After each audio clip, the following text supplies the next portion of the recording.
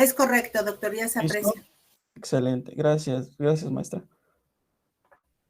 Bien, pues vamos a dar inicio a esta pequeña charla. Como les comentaba, gran tema que adquiere una relevancia muy importante, dado que prácticamente vamos a abordar distintos tópicos en esta materia de qué es proceso penal.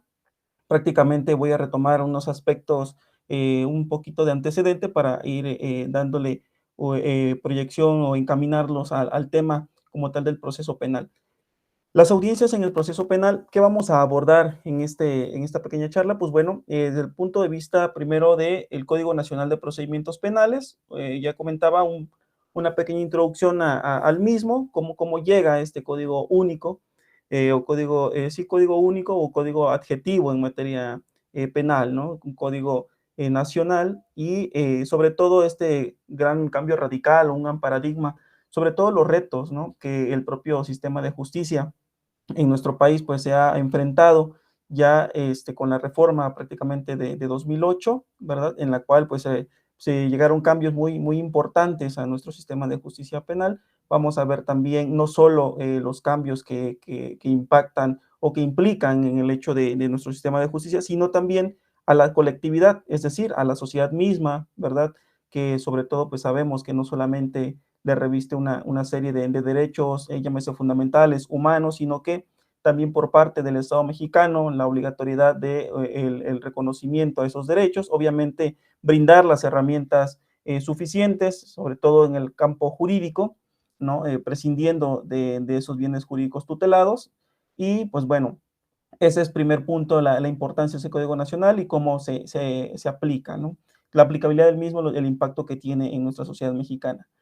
Otro punto a considerar, dado que en materia procesal penal es de suma importancia también, es conocer los principios, que si bien es cierto, esos principios que rigen nuestro sistema de justicia penal, pues se encuentran establecidos o de forma muy definida, muy puntual, en este artículo 20 constitucional, ¿verdad? En su primer apartado, pues precisa esos, primeramente unas características y enseguida ciertos principios que rigen ese sistema de justicia. Vamos a ver cómo entender estos principios, a qué se refieren esos principios, no solamente ahí en nuestra propia Constitución Federal, sino también en el Código Nacional de Procedimientos Penales, también vienen señalados, también lo vamos a referir. Principios procesales como tal, ¿no? Dado esa parte procedimental, independientemente a que se cuente con principios propiamente dichos que van a regir este sistema de justicia, pues bueno, hay principios procesales que son garantes, sobre todo un servidor los ve enfocado más también al aspecto de estos sujetos procesales, de las partes, ¿verdad? Sobre todo en garantizar, en proteger el hecho de que se llegue ante una autoridad, ¿no? Y se pueda incitar todo este aparato de justicia y prácticamente para ello, pues se cuenta con principios procesales que al ser derechos para los sujetos procesales, pues se traduce prácticamente en obligación para el Estado mexicano el reconocerlo y sobre todo, pues que sean aplicables, ¿no? Hablar de sujetos procesales, pues prácticamente es adentrarnos en el propio Código Nacional de Procedimientos Penales, en el cual, si no me recuerdo, el artículo 105 viene enumerándolos, ¿no? A través de esas fracciones, pues señala quiénes son los sujetos procesales, por quién vamos a entender sujetos procesales. En lo subsecuente, posterior ya a este artículo 105 y en adelante, pues va estableciendo las particularidades de cada sujeto procesal, ¿no? Y es importante también, pues bueno, ya adentrando en la parte procesal, como son las audiencias, pues las etapas, ¿no? De por qué etapas se conforma este sistema de justicia penal, cuáles son, así a grosso modo, ¿verdad? De qué etapas son y qué actos ahí comprende cada una de las etapas, con qué prácticamente acto procesal inicia y con cuál culmina, qué órgano jurisdiccional conoce en cada una de esas etapas y pues bueno, vamos a cerrar con un subtema también de gran relevancia, como lo es los recursos en el proceso penal, es decir, estos medios de impugnación, que si bien es cierto, pues bueno, quizá como parte en ese juicio, ¿verdad?, en el que se lleva a cabo, si no me es favorable una resolución emitida por el órgano jurisdiccional, pues el propio Código Nacional me establece para ello ciertos recursos que los vamos a abordar también para que queden de forma definida, de forma clara, y los alcances del mismo, los efectos que se busca con cada uno de ellos. Obviamente es importante empezar con cuando se retome esa parte de los recursos, pues la procedibilidad, ¿no? Como esta terminología que en nuestro campo de estudio del derecho se le ha señalado. ¿Por qué procedibilidad o la procedencia? Pues bueno, ¿en qué casos procede, no? Mediante qué acuerdos, cuando se tenga una resolución, por ejemplo, o un acuerdo que haya sido emitido. Vamos a ver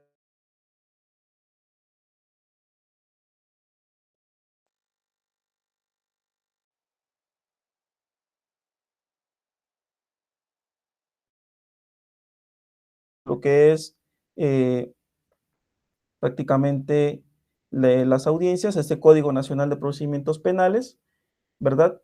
Que, pues bueno, se publica el 5 de marzo de 2014, que si bien es cierto, esto prácticamente tiene como antecedente o retoma su antecedente en esa reforma tan importante que ya hacíamos una remembranza a ello, que es esta reforma constitucional del 18 de junio de 2008.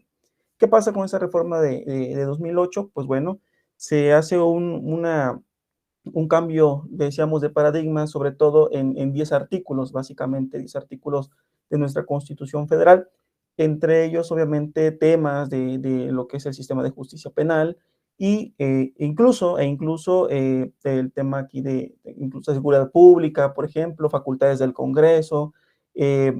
También toca el artículo 115 de la Constitución relativo a los municipios y culmina con el 123 apartado B, relacionado al tema laboral, pero con relación, por ejemplo, a policías, a fiscalías, a lo que es agente del Ministerio Público.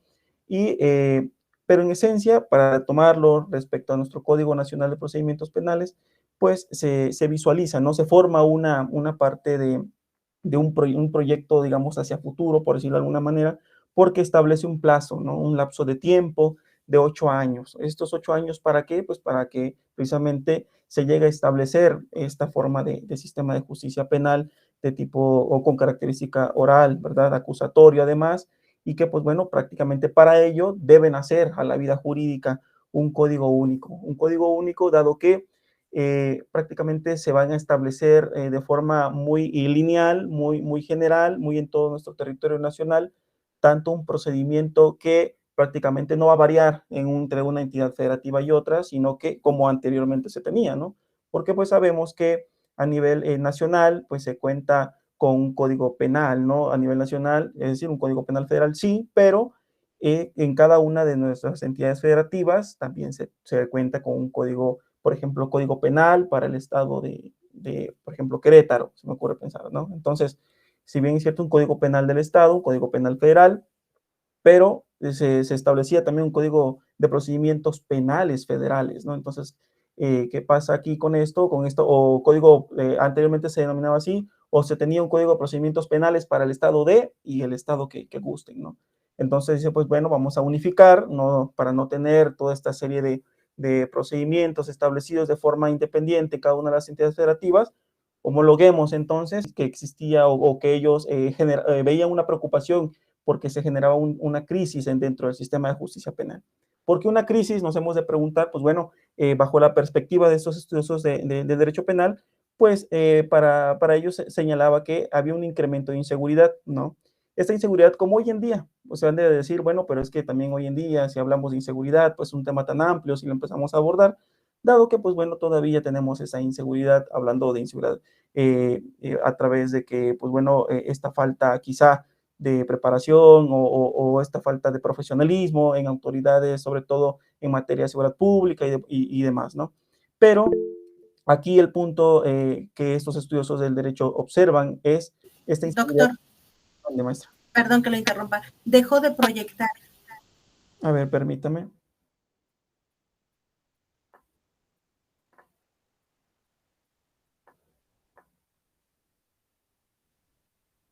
Listo, ya Listo. se observa. Gracias, maestra. Gracias. Y pues bueno, y decían, existe un incremento de inseguridad en el tema, sobre todo lo que genera, ¿no? Los delitos, la comisión de hechos delictivos, así como también la impunidad, ¿no? esta falta de imparcialidad incluso por parte de las autoridades, y con autoridades no únicamente me estoy refiriendo a órganos jurisdiccionales, es decir, llámese jueces, ¿no? Magistradas, magistrados y demás, no, sino que dice, pues bueno, es importante también la funcionalidad de estos órganos, ¿verdad? Encargados de investigar y perseguir el delito, aquí nos hacemos aquí referencia, pues bueno, a los agentes del Ministerio Público, ¿no? Y este órgano persecutor, como también se le denomina, pues es pieza clave incluso en este sistema de justicia penal, por supuesto, y todo este entramado, esta maquinaria tan grande que es este sistema de justicia, en donde las autoridades pues tienen a bien establecido conforme a derecho, pues la obligatoriedad de procurar y administrar justicia. Pues si bien es cierto, esta parte de procuración y administración de justicia, ¿verdad? Se ha puntualizado en diversos ordenamientos jurídicos, pues que debe también, como parte de las características, es que pues debe ser lo más completamente rápida posible, ¿verdad? Pronta, completa, expedita, imparcial, por ejemplo, ¿no? Mucho se ha señalado y pueden decir, pues sí, pero tal pareciera que solo fuera una simple mancha de tinta en un papel, porque de eso a una realidad, pues bueno, hay una distancia muy larga, ¿no? Lo cierto es que precisamente eso encabeza los retos o encabezaron en esa reforma constitucional, y no solamente eso, sino que esto como parte de unas características o motivos que dieron pie, ¿no? Pero también es cierto que se buscaba también generar el tema de la imparcialidad en el hecho de que, como vamos a referirlo más adelante, como parte de los principios que revisten o que rigen ese sistema de justicia, pues tenemos la inmediación, ¿no? Que pues el juez va a tener que estar presente, es decir, no va a delegar esa función en otra persona, ¿verdad? Llámese un secretaria, secretario y demás, sino que forzosamente tiene que estar sí o sí presente, ¿no? Y pues bueno, eso, y podrán decir, ¿y eso qué va a garantizar? Ah, se trata de garantizarle precisamente a las partes, el decir, el propio juzgador va a estar presente, ¿no? No vas a presentar ese desfile probatorio en otra persona que no sea él, no. Se trata de también generar esa credibilidad como debe ser, porque eso es hablar de un deber ser, no, porque pues muchas veces es diferente, decíamos, a la realidad, pero se busca también esa parte de generar imparcialidad, es decir, toda una reestructura prácticamente de este sistema de justicia penal, y que pues bueno, se dio a la tarea de establecer un plazo un tanto extenso para el hecho de poder establecer estos cambios, ¿no? En ese sistema de justicia penal.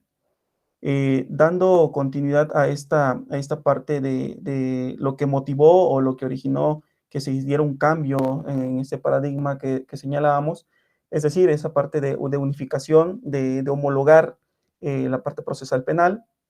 Hay que señalar también de que es importante el tema de derechos humanos, ¿no? Juega un papel sumamente importante, y ya nuestro propio artículo primero constitucional también lo ha precisado de forma muy clara, ¿no? En el hecho de que, pues bueno, prácticamente da una amplitud en cuanto a cobertura de protección, ¿no? Porque es tan amplio que incluso pues no solamente se está refiriendo a que ese reconocimientos, protección, tutela y demás de derechos humanos, derechos fundamentales, no solo únicamente sea para la sociedad mexicana, sino que de antemano señala toda persona, ¿no? Y al señalar que toda persona, pues bueno, está incluyendo pues aquellas personas que no propiamente son mexicanas o mexicanos, ¿no? Sino que incluso con el simple hecho de que se encuentre en nuestro país, pues se encuentra bajo la protección de nuestros ordenamientos jurídicos. De igual manera, se encuentra sujeto a los mismos. Eso es una realidad, ¿no? ¿Y qué pasa entonces con esta exposición de motivos? Que pues bueno, señala que debe existir esta garantía de protección precisamente en cuanto a derechos humanos se refiere, de estos actores en ese juicio penal, ¿no? ¿Qué significa? Que, pues bueno, debe brindar a la colectividad, ¿verdad? O garantizarle una protección un tanto efectiva a esos bienes jurídicos tutelados, ¿verdad? Llámese la vida, la propiedad, la integridad, en fin, frente a los delitos, ¿no? Y por eso decíamos que hay un entramado de autoridades aquí, toda una maquinaria de impartición de justicia, así como también otros sujetos procesales, como lo son, por ejemplo, también la policía, un papel sumamente importante, y es ahí también donde se integra en esa reforma lo relacionado al artículo 21 constitucional en materia de seguridad pública, ¿no? ¿Por qué? Porque se está garantizando o se busca garantizar a la sociedad el hecho de proteger esos bienes jurídicos ante la comisión o la probable comisión de un hecho delictivo, sin duda alguna el propio Estado mexicano tiene que echar mano de autoridades que lo auxilien precisamente a cumplir con esa obligatoriedad que tiene. ¿Y quién es esa autoridad o autoridades? Pues aquellos servidoras y servidores públicos en materia que desempeñan funciones de seguridad pública, ¿no? Y sobre todo, pues bueno, deben combatir de forma eficaz, así se ha señalado en la exposición de motivos a la delincuencia, ¿no? Y esta inseguridad pública que decíamos que hoy por hoy, pues podríamos decir que hasta se encuentra un tanto rebasada, ¿no? Pues, por este tema delincuencial y se combata esa impunidad y corrupción, ¿no? Grandes temas que como vemos tajantemente señales combatir, ¿no? Algunos otros, o incluso en el propio Plan Nacional de Desarrollo, o si hablamos en las estrategias de nacional de seguridad pública, pues podemos encontrar la palabra erradicar. Y ahí nos puede generar muchas interrogantes, ¿no? Como tal, ¿realmente se va a combatir, se va a afrontar o se va a erradicar, ¿no? Y ahí nos genera a nosotros, pues, criterios, ¿no? Y podemos decir, es que erradicar quizá no, porque siempre o en todo momento podrá existir y no nos puede a nosotros quedar en claro en decir no existe, ¿no? Porque que nosotros digamos ya no existe este tema de impunidad, ¿no? Entonces, es un tema también muy debatible, ¿verdad? De que genera obviamente muchos criterios y digo, no es para menos, sino que pues nos estamos enfrentando a prácticamente a un tema muy grande y sobre todo una situación que prevalece hoy por hoy en nuestro país, ¿verdad? Lastimosamente, pero bueno, esta legislación, este código adjetivo penal, ¿verdad? Se ha planteado de tal forma que también se puedan establecer mecanismos, estos mecanismos, es decir, estas herramientas que les sirve, o esta herramienta que les sirve de defensa, obviamente, a la sociedad y que en el cual se establezcan principios, garantías que sean retomadas de la propia Constitución Federal, ¿verdad?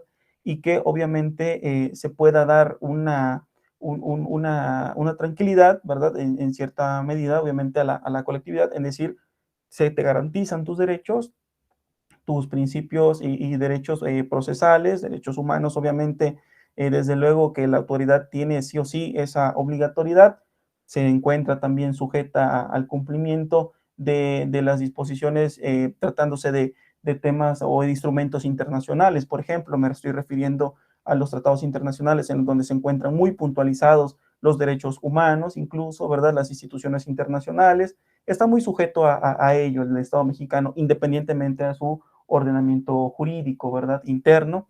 Entonces, pues bueno, como sabemos, pues hay herramienta de donde nosotros retomar y obviamente poderlas hacer valer frente a la autoridad, ¿no? Si bien es cierto también con el uso de la tecnología, ¿verdad?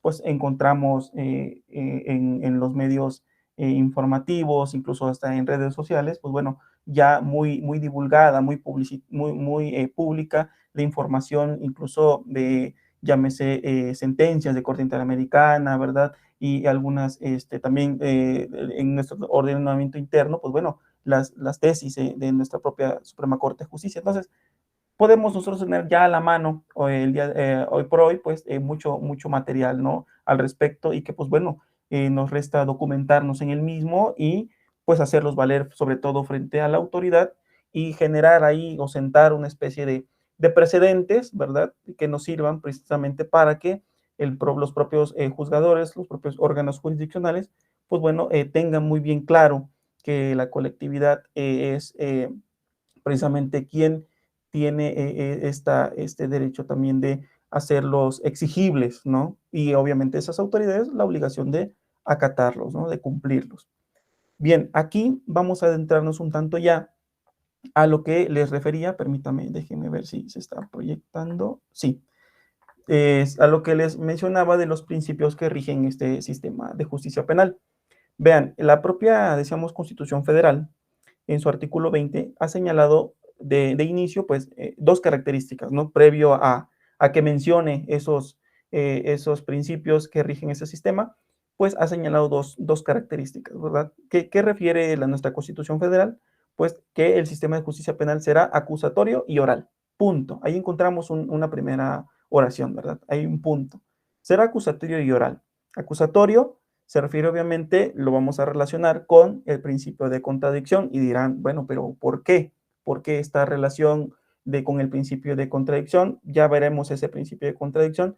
Lo acusatorio también se refiere, o bueno, o más bien hace hincapié en el hecho de que las partes, obviamente, al ser estos sujetos procesales, ¿verdad? Están ya como tal inmersos en este juicio penal, pues bueno, tienen este derecho de defensa, obviamente, y con esto no solo me refiero a que tengan un abogado defensor, llámese particular o de oficio, no, no solamente eso, sino que tienen, o aunado a ello, el derecho también de controvertir, ¿no? Es decir, una parte, obviamente, tenemos una parte quien acusa, ¿verdad? Es decir, este órgano persecutor, que es el Ministerio Público, y por otro lado, obviamente, esta persona probable responsable de la comisión de un hecho o hechos probablemente delictivos, y que tiene ese derecho de controvertir, es decir, le están acusando, ¿verdad? Pues obviamente tiene su derecho de defenderse, ¿no? Ante esto, pues cabe aclarar o hacer un paréntesis aquí, que si bien es cierto, anteriormente, quien era acusado, ¿verdad? Acusada o acusado de la comisión de algún hecho probablemente delictivo, pues bueno, era quien tendría que demostrar, ¿verdad? Su inocencia, ¿no? Sabemos que hoy por hoy, pues bueno, quien acusa, en este caso el órgano persecutor, debe demostrar esa responsabilidad. Es decir, está prevaleciendo un principio aquí que no está señalado, ¿verdad? En la diapositiva, pero que, pues bueno, sabemos que obviamente desde nuestra Constitución Federal, incluso otros ordenamientos como el Código Nacional, lo señalan, y es ese principio de presunción de inocencia, ¿no? Ese principio de presunción de inocencia a través del cual, pues bueno, el órgano persecutor tendrá que demostrar esa responsabilidad de esa persona o personas, ¿no? Esto, cabe aclarar también, no significa que esa persona probable responsable, persona o personas, no tenga o tengan ese derecho de aportar, ¿no? Aportar elementos probatorios y demás, o hacer uso de la voz, tener intervenciones en las audiencias, ¿verdad? También para incluso poder demostrar esa inocencia, ¿no? Entonces, eso no quiere decir que no pueda intervenir, eso es a lo que voy, sino que radica esencialmente en ese Ministerio Público el hecho de, si está acusando, pues demuestra, ¿verdad?, que realmente es esa persona la responsable, ¿no? A eso va orientado esa característica de acusatorio. Oral, oral, pero aquí también es de precisar que no en una totalidad, no netamente o al 100%, no, sino que es predominantemente oral, reitero, predominantemente oral. ¿A qué me estoy refiriendo con esto? Que pues bueno, hay una mayor parte, bueno, o en sí no solo es la oralidad, sino que todavía pues se tiene aquí una participación de lo que es la parte escrita, ¿no? No todo es oral. Es decir, no es esta articulación, ¿verdad? De palabras, esta argumentación, que pues bueno, sin duda alguna, y es oportuno aquí señalar que el tema de argumentación jurídica pieza clave en nuestro sistema de justicia penal, ¿no? Pues bueno, que todo abogado postulante pues prácticamente debe de dominar, debe de sobre todo precisar, ¿no? Ser muy claro en ello, en esa parte de argumentación jurídica, es sumamente importantísimo, ¿no? Cabe destacar eso aquí, aprovechando esta característica de predominantemente oral que le reviste a este sistema de justicia penal, ¿no? Con esto también se hace referencia a que como parte, pues bueno, en una exposición de motivos, podríamos decir que, o como parte de esa reforma, al ser esta característica que predomina en la oralidad, pues se está reduciendo también el hecho de que anteriormente se encontraban un sinnúmero, ¿verdad?, de expedientes en cuanto a volumen se refiere, ¿no? Con esto, pues también se reduce un tanto esa situación y que pues es un aporte, ¿no? Se suma a esos esfuerzos que se buscaron con esta entrada en vigor no solamente del Código Nacional, sino que, pues bueno, con el hecho de que se haya formulado estas reformas a nuestra Constitución federal, ¿no? Eso es lo que sí es importante precisar. Ahora, vamos a referirnos propiamente a estos principios que rigen ese sistema de justicia penal y retomamos el aspecto de publicidad. Al ser público, obviamente, de inicio o de primera impresión, pues podemos establecer, bueno, pues toda persona, ¿no? Al decir público es conocimiento para todos y sí, se está refiriendo prácticamente a esa publicidad. ¿A qué podemos estar presentes en las audiencias? Sí, claro, podemos estar presentes en las audiencias, ¿ok? pero guarda alguna restricción o alguna limitante, pues sabemos que pues nuestro derecho no tenemos una parte así absoluta, ¿no? Es decir, tenemos reglas generales y a su vez tenemos excepciones. Y la publicidad pues no se va a quedar atrás y va a establecer excepciones, ¿no? El propio Código de la Constitución Federal y el propio Código Nacional no solamente nos está diciendo las audiencias son públicas, sí, ciertamente, nuestra regla general son públicas, pero o salvo, ya empieza una restricción, ¿no? Ya hay una salvedad ahí, salvo en los casos que expresamente señale, ¿verdad? Llámese la Constitución, el Código Nacional, o, ¿no? Otro ordenamiento. Entonces, ¿en qué casos podría ser? Por ejemplo, tratándose de personas, lo que son adolescentes en conflicto con la ley penal, como así se le llama, ¿no? Se le denominan. ¿Por qué? O bien otros temas, ¿verdad? Delicados, o cuando se trate, por ejemplo, de delincuencia organizada, ¿no? Algún tema muy que vulnere, ¿no? A la persona o que pueda revictimizar incluso, ¿no? Entonces, hay temas iguales y que guardan cierta delicadeza en su tratamiento y que obviamente ahí deja la puerta abierta al establecer salvedades al principio de publicidad, en determinar que el propio órgano jurisdiccional, que si bien es cierto o dicho sea de paso, y es quien va a estar presente en las audiencias y va a llevar la batuta o prácticamente esta organización en cómo se van a desarrollar las audiencias, pues va a determinar, ¿sabes qué? Pues esa puerta cerrada, ¿no? Dado que el tema es y ya tendrá que dar este motivo por el cual no es una salvedad este principio de publicidad, ¿no? Ya decíamos, pues la regla general es que sí, ciertamente son públicas, ¿verdad? Pero pues no hay no hay una restricción, no hay un total o una absoluta libertad en cuanto a ese principio se refiere, ¿no? Contradicción, por supuesto, es otro de los principios y ya lo referimos cuando nos referíamos también a la característica de que es acusatorio este sistema, pues esta contradicción, perdón, es el hecho de que, pues bueno, me encuentre en esta postura con total libertad de generar o plantear mi defensa, una defensa técnica adecuada, ¿no? Así lo precisa incluso el propio Código Nacional, ¿verdad? Es decir, estar asistido por mi defensor, llámese privado, llámese de oficio, porque pues es bien sabido que el propio Estado mexicano pues no me va a dejar en estado de indefensión, ¿no? ¿Con eso a qué se refiere? Que pues prácticamente me quede de brazos cruzados a esperar que el órgano jurisdiccional emita una sentencia en la cual pues no me favorezca, es decir, me condene, ¿no? Pues debo tener, ¿verdad? Este derecho a la defensa y me señala el propio órgano jurisdiccional, si no lo designas tú, yo te designaré uno de oficio, ¿no? Aquí el punto es que tengas esa defensa adecuada. Incluso no tiene el conocimiento de ese sistema de justicia, ¿verdad? El propio abogado defensor, se le hace incluso la precisión por parte del órgano jurisdiccional, es o sigue siendo su deseo que el abogado de nombre tal lo siga representando, dado que no tiene conocimiento, no que insiste en que obviamente no se tiene conocimiento, le va a tener que designar un abogado, ¿no? ¿Por qué? Porque es necesario o imprescindible que este abogado defensor cuente con el conocimiento en ese sistema de justicia penal. Tan así de garante o de protector o sobre todo que tutela los derechos también de la persona probable responsable, así es este sistema también de justicia penal. Hay quienes desde una perspectiva, ¿verdad?, señalan que el propio sistema de justicia penal tal pareciera, y así lo voy a referir, tal pareciera que beneficia única y exclusivamente al probable responsable. Hay quienes así se han pronunciado. No, es que es muy garantista, dado que solamente se inclina a proteger a la persona probable responsable. Son posturas, pero lo cierto es que se busca, ¿no? Que sea obviamente equitativo, que guarde también esta parte de obligatoriedad para el Estado mexicano de ser respetuoso de los derechos y obviamente que se lleguen no solamente a respetar, ¿no? Sino que se cumpla como tal o que se hagan valer los derechos que tiene tanto el probable responsable como la víctima u ofendido, ¿no?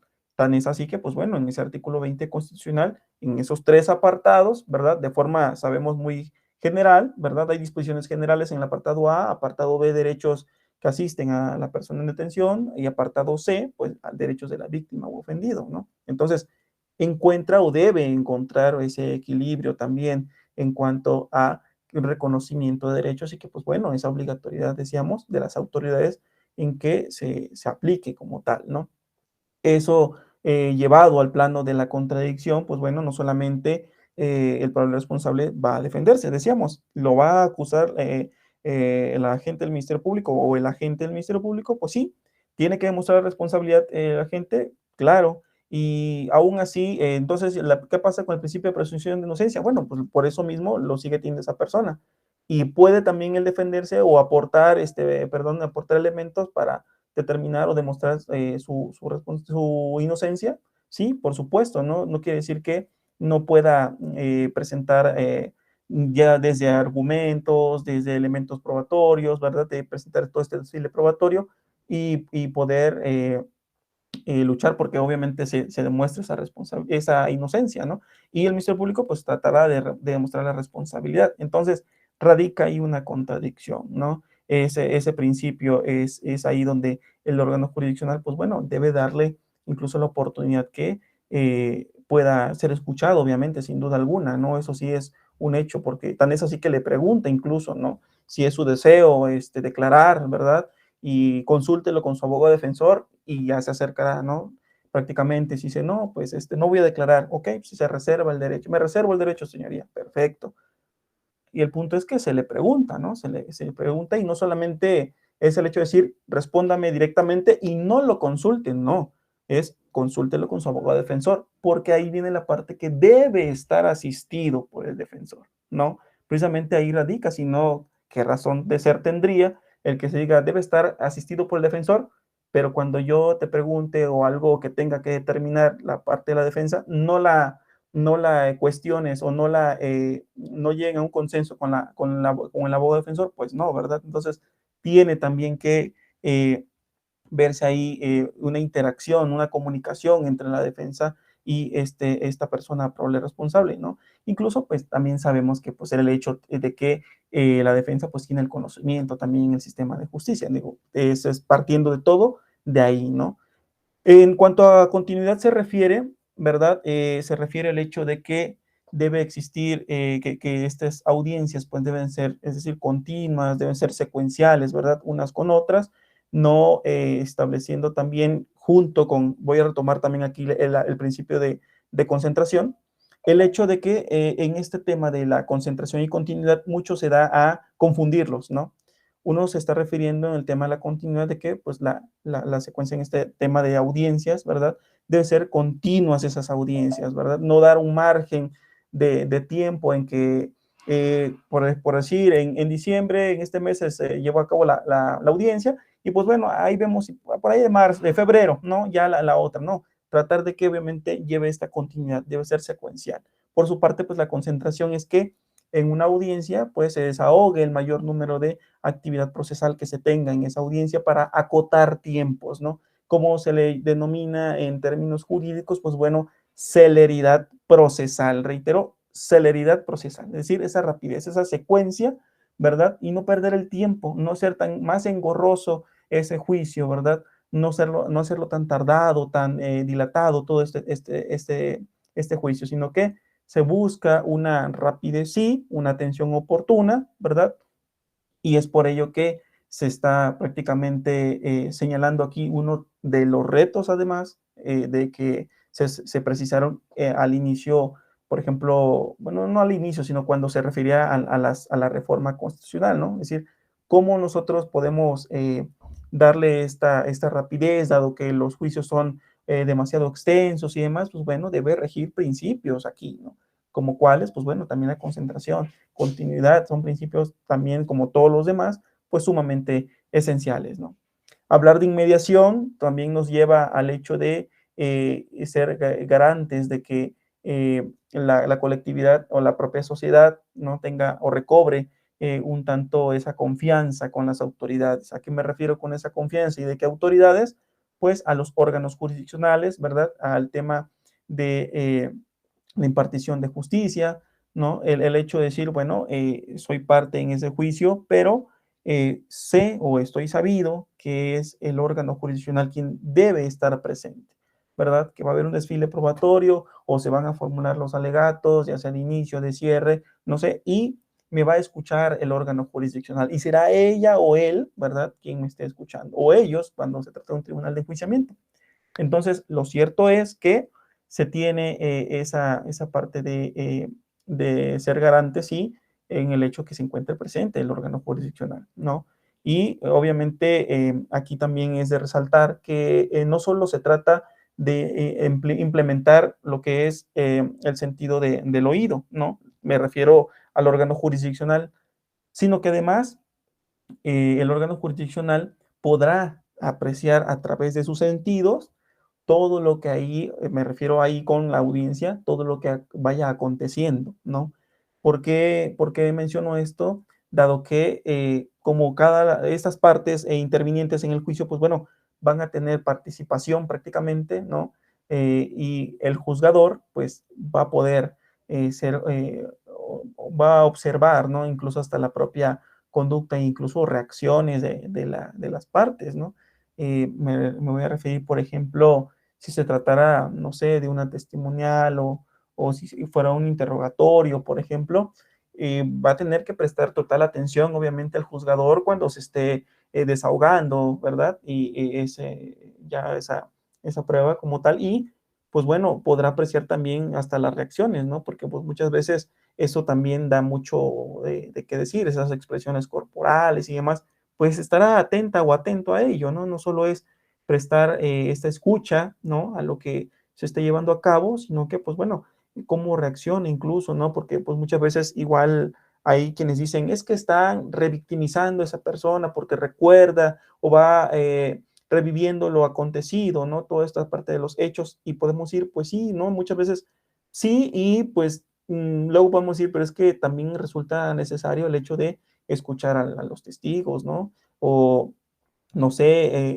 el perito, ¿no? O la perito o el perito en cuanto a que pueda darnos cuenta de ese dictamen que elaboró, ¿no? De su resultado, qué arrojó, qué fue, qué metodología implementó, por qué esa metodología, a qué conclusión arribó y que nos explique, porque pues, se supone que ellos son las personas que tienen o guardan esa experticia y que pues por eso precisamente son llamados a juicio, ¿verdad? Dada el área en la cual son expertas o expertos, y pues quizá va a revivir un tanto la víctima o el ofendido, ¿verdad? Ese hecho pues lamentable, pero pues resulta necesario porque, y aquí viene otro aspecto que debemos de considerar, porque en el propio apartado A, reitero, apartado A de ese artículo 20 constitucional, dentro de esas disposiciones generales, señalan que los objetivos de ese sistema de justicia penal, ¿no?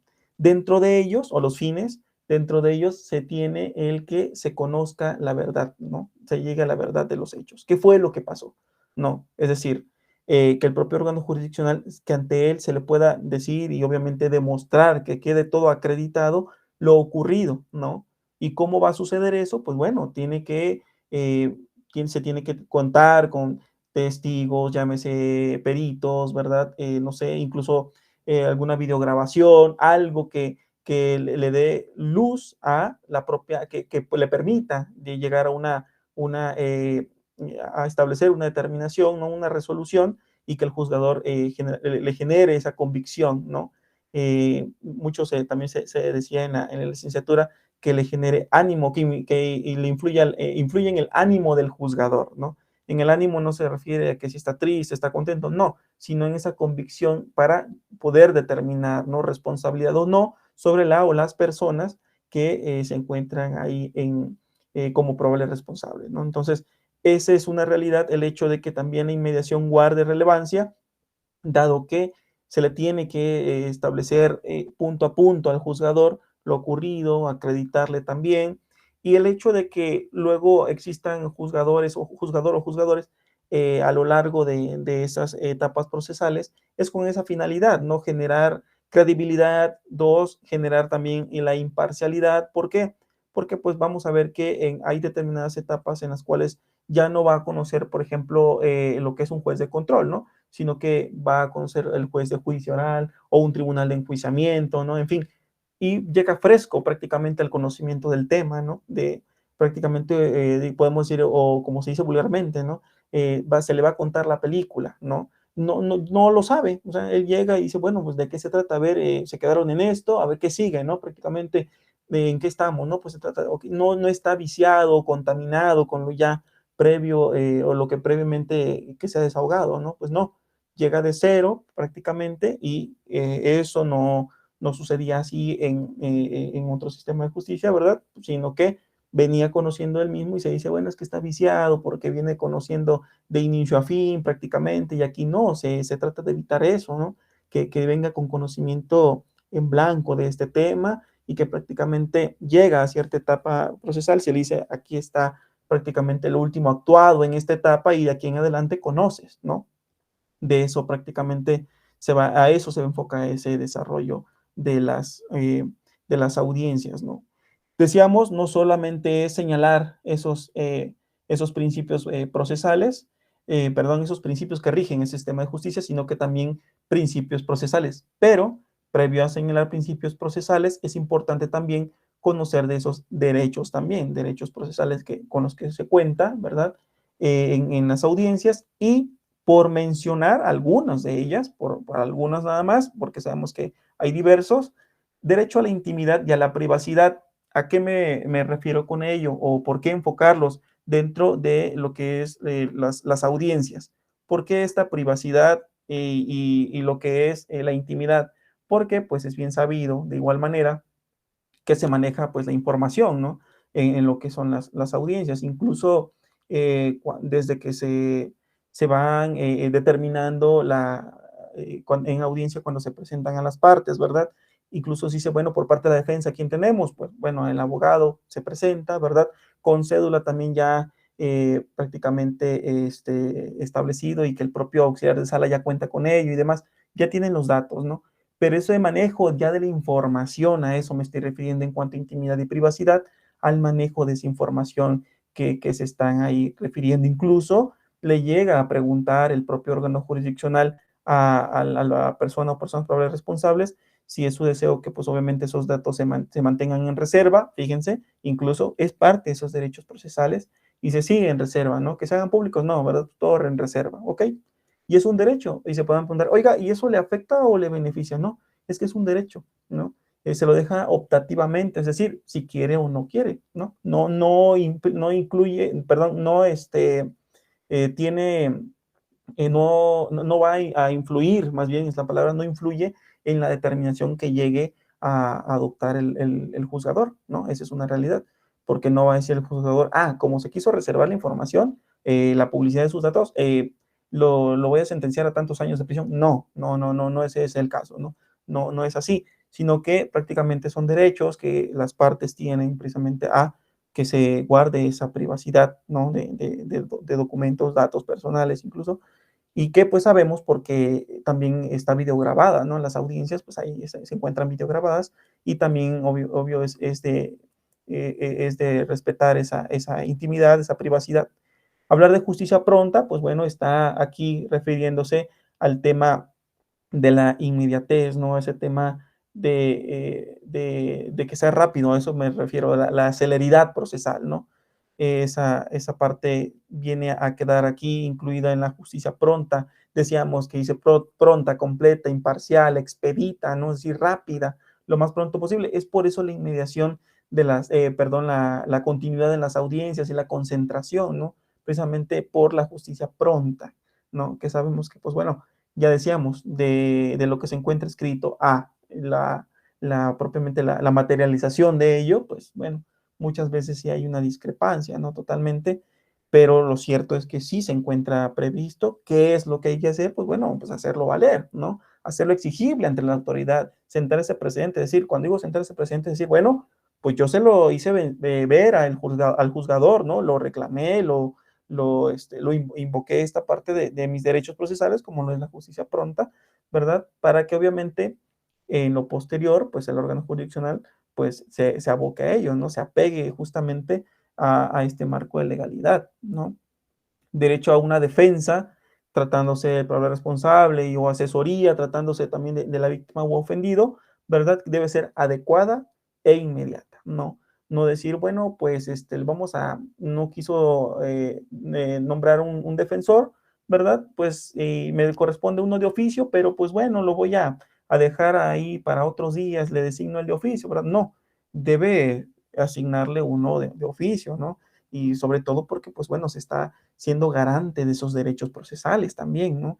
Una defensa técnica, ¿no? Adecuada por abogado, dice que cuente con cédula, ¿verdad? Título profesional y demás. Es decir, ¿va a ser un abogado, digo, una persona que sea pasante en derecho? No, ¿verdad? Persona de su confianza, pues no, le está diciendo que sea una persona que cuente con título, ¿verdad? Con cédula profesional, que tenga el conocimiento en el sistema de justicia penal, ¿no?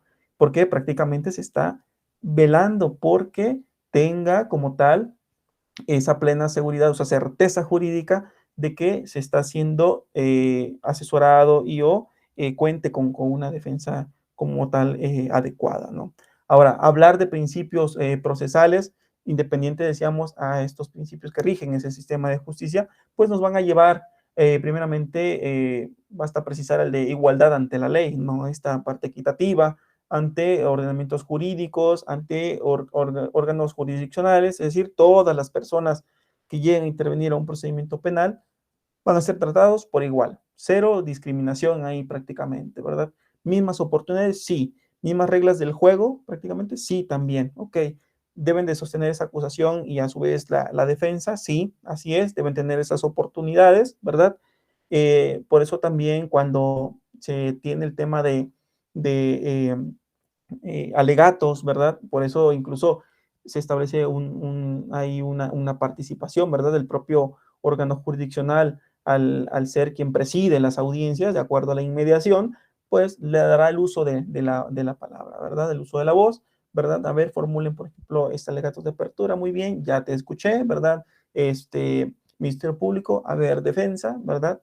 Y también se le llega a hacer uso a dar el uso a la voz, por ejemplo, el asesor jurídico de la víctima, algo que mencionar, no su señoría, ¿no? Muchas veces también hay una parte ahí que es importante no dejarla caer, ¿no? Lo que es la parte del asesor jurídico de la víctima, un papel muy, muy importante y que pues muchas veces ¿qué es lo que pasa con el asesor jurídico de la víctima en este tema de igualdad ante la ley? Que únicamente se apega o va siguiendo de la pauta al Ministerio Público, ¿verdad? Algo que agregar o que manifestar este Ministerio Público, únicamente copia de audio y video, su señoría. Punto. A ver, asesor jurídico a la víctima, el mismo sentido, señoría. Lo mismo, ¿no? Le dan el uso de la voz y no da pauta más allá de lo que el propio Ministerio Público señale, ¿verdad? Se suma a ello, nada más. Y eso ha de pensar esa asesora o asesor jurídico de la víctima que esa es su labor. No, no es así. Debe tener una participación más activa en ello, ¿no? O sea, a lo mejor el propio Ministerio Público puede ser falto, no el hecho que sea omiso como tal, ¿no? A lo mejor en ese momento, pues bueno, no precisó alguna situación, pues bueno, está el asesor jurídico de la víctima, ¿sabes qué? Pues se pasó esto al Ministerio Público, yo lo hago mención, ¿no? ¿Por qué? Porque también tengo bajo mi brazo, pues a la víctima u ofendido, ¿no? Yo también lo estoy protegiendo, yo lo estoy asesorando, y cómo es posible que pues, solamente me pase el mismo sentido, ¿no? Y también para nosotros copia de audio y video, y ya. Eso, pues, oye, pues no es una defensa como tal, ¿no? No está asesorando mucho menos, pues bueno, entonces ahí no hay que también bajar la guardia, sino que debe desempeñar ese papel como tal el propio asesor jurídico de la víctima. No lo señalo yo, ¿verdad? No es una cosa muy que sea subjetiva, ¿verdad? De un servidor, sino que está el propio Código Nacional, señala, ¿verdad? La función que tiene ese cada una de las partes, no solamente el asesor jurídico de la víctima, los sujetos procesales. Y decíamos, está posterior a ese artículo 105 del Código Nacional, ahí vamos a encontrar, partiendo del 105, los sujetos procesales y posterior a ello ya viene desglosando cada uno, ¿verdad? Y ahí el propio código es preciso, ¿verdad? Y señala ahí qué va a establecer para cada uno, las funciones de cada uno de estos sujetos procesales. Atendiendo un juicio previo y debido proceso, pues bueno, sabemos que ninguna persona podrá ser condenada a una pena ni sometida a una medida de seguridad, sino en virtud de una resolución, ¿verdad? Es decir, o una sentencia emitida por ese órgano jurisdiccional previamente establecido, ¿verdad? Conforme a las leyes expedidas, sí, o anterior al hecho, no quiere decir que llegándose a la Comisión de Derecho Delictivo, ya resulta que ahora aparece el delito tal porque como dada el comportamiento de esta persona que vino a generarle una violación a un derecho, por ejemplo, no sé, un bien jurídico tutelado, resulta que ahora ya tenemos este delito y antes no lo teníamos, y no. Te encuentra, por ejemplo, un apartado de delitos en particular, ¿verdad? Una parte especial entre el código, llámese penal federal o penal de algún estado de la República, en el cual viene como tal, una descripción de esa conducta, ¿no? Entonces, no está siendo de invento del órgano jurisdiccional o el propio Ministerio Público, no, ¿verdad? Y ese órgano jurisdiccional obviamente ya se encuentra establecido, ¿verdad? Nada es de que salió de la manga o que en el mismo momento se está todavía concretando o se están todavía estableciendo ese órgano jurisdiccional y todavía vamos a ver cómo le vamos a denominar ese delito, no lo tenemos como tal señalado en un código penal, ya no. Y obviamente ese proceso, ¿verdad? Debe ser sustanciado de manera imparcial, es decir, va a ser atendido, va a ser desahogado, ¿verdad? A lo largo de estas secuelas procesales de forma imparcial, ¿no? No decantándose o declinándose por alguna de las partes. Estoy hablando de un deber ser, ¿no? Y obviamente apegándome al marco de legalidad, implica esto de marco de legalidad en los propios derechos humanos, ¿no? Ya lo ha señalado la propia Constitución también, que atendiendo a la protección de derechos humanos, no solo los que esa Constitución señala, incluso los propios tratados internacionales, es decir, esos instrumentos en materia internacional, incluso las propias leyes que de ellos emanan, ¿no? Es decir, leyes federales y demás, ¿no? Sabemos que si nos referimos, por ejemplo, a la Ley General de Víctimas, por decir algo, independientemente que en la Constitución federal pues se encuentran establecidos en ese apartado C del artículo 20 constitucional, sabemos que se cuenta con una ley general de víctimas. Entonces, si se va a hacer una protección, una tutela de derechos humanos, no solamente lo previsto en la Constitución, sino que me voy a remitir, ¿verdad?, a otro o a un diverso ordenamiento jurídico, llámese también incluso tratado internacional, en lo que el Estado mexicano ha sido parte firmante, ¿verdad? O ha suscrito esos instrumentos, pues bueno, se obliga, ¿verdad? Y lo he reiterado incluso en otras pequeñas charlas y he mencionado la famosa pacta sunt servanda, ¿verdad? Lo pactado obliga, pues bueno, me debo de ajustar a lo previsto en esos instrumentos, ¿no? Entonces, hablar de un debido proceso también, pues bueno, me está señalando un deber ser en cuanto a ese proceso, ¿no? No una vulneración a que, por ejemplo, no se le hizo de su conocimiento o no se le puso a la vista, ¿no? O no se le compartió esta información en cuanto a lo que contiene esa carpeta de investigación, por ejemplo, a el probable responsable, por ejemplo, ¿no? A la defensa, pues vaya, esa persona, de la persona o personas probables responsables. Entonces, digo, no hay igualdad procesal ahí, ¿no? Entonces debe existir un debido proceso, es decir, debe seguirse conforme a las reglas de ese debido proceso, ¿no? Conforme a derecho, obviamente, esa actuación del órgano jurisdiccional medularmente. ¿Por qué ese órgano jurisdiccional? Porque ya decíamos, es quien va a tener el control ahí de la audiencia, no es quien dirige ahí la audiencia, está presidida, como se dice en términos jurídicos, es quien preside esa audiencia, está presente de acuerdo a la inmediación y pues bueno, establece las reglas, ¿no? Prácticamente. Hablar de presunción de inocencia, pues bueno, ya hacíamos mención hace un momento de que pues se le va a presumir inocente, ¿no? Y así va a ser tratada esa persona, ¿no? Inocente. Es decir, estás ahí en audiencia, ¿verdad? Como probable responsable, sí, pero eres inocente hasta en tanto, obviamente, no se llegue a demostrar esa responsabilidad, ¿verdad? Mediante sentencia emitida por órgano jurisdiccional, ¿no? Lo cierto es que, pues, también tienes ese derecho, ¿verdad? A poder aportar, ¿no? Elementos también para que se acredite esa inocencia, digo, por lo cuanto a esa persona o personas corresponde.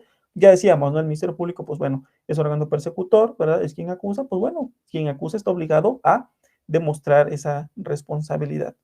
Prohibición de doble enjuiciamiento, pues bueno, incluso la propia Constitución Federal lo ha señalado, ¿verdad? Que no, nadie debe ser juzgado dos veces por el mismo delito y demás. La persona condenada, ¿verdad? O bien ha sido absuelta, ¿no? No puede ser sometida a otro proceso por los mismos hechos, con las mismas características, todo igual, pues no, ¿verdad? Ya, si ya fue absuelto por ello, ya fue juzgado esa situación, pues bueno, no cabe ahí pensar que va a volver a ser condenado, a ser enjuiciado por lo mismo, ¿no? Y bueno, retomo aquí esta parte de un manual, ¿verdad? De los, en cuanto al sistema de justicia penal, ¿verdad? Y que pues bueno, aquí es importante señalar los sujetos procesales. ¿Quiénes intervienen aquí, ¿no? En este proceso o este procedimiento penal? Que en el artículo 105 del Código Nacional de Procedimientos Penales, pues señala estas infracciones, ¿no? De forma muy precisa aquí, quiénes son. Primeramente, quiénes son. Con posterioridad ya va abordando cada uno de ellos, pues dice víctima u ofendido, sin duda alguna, son sujetos es uno de los sujetos procesales que así lo refiere, asesor jurídico, ¿verdad? También asesor jurídico de la víctima ofendido, el imputado, por supuesto, defensor, Ministerio Público, la policía, ¿verdad? Eh, que pues sabemos que si lo referíamos o lo queremos adminicular o relacionar con lo que es el Ministerio Público, basta señalar lo que en su inicio el artículo 21 de la Constitución Federal señala, ¿no? Con relación a los actos a la investigación de los delitos, ¿no?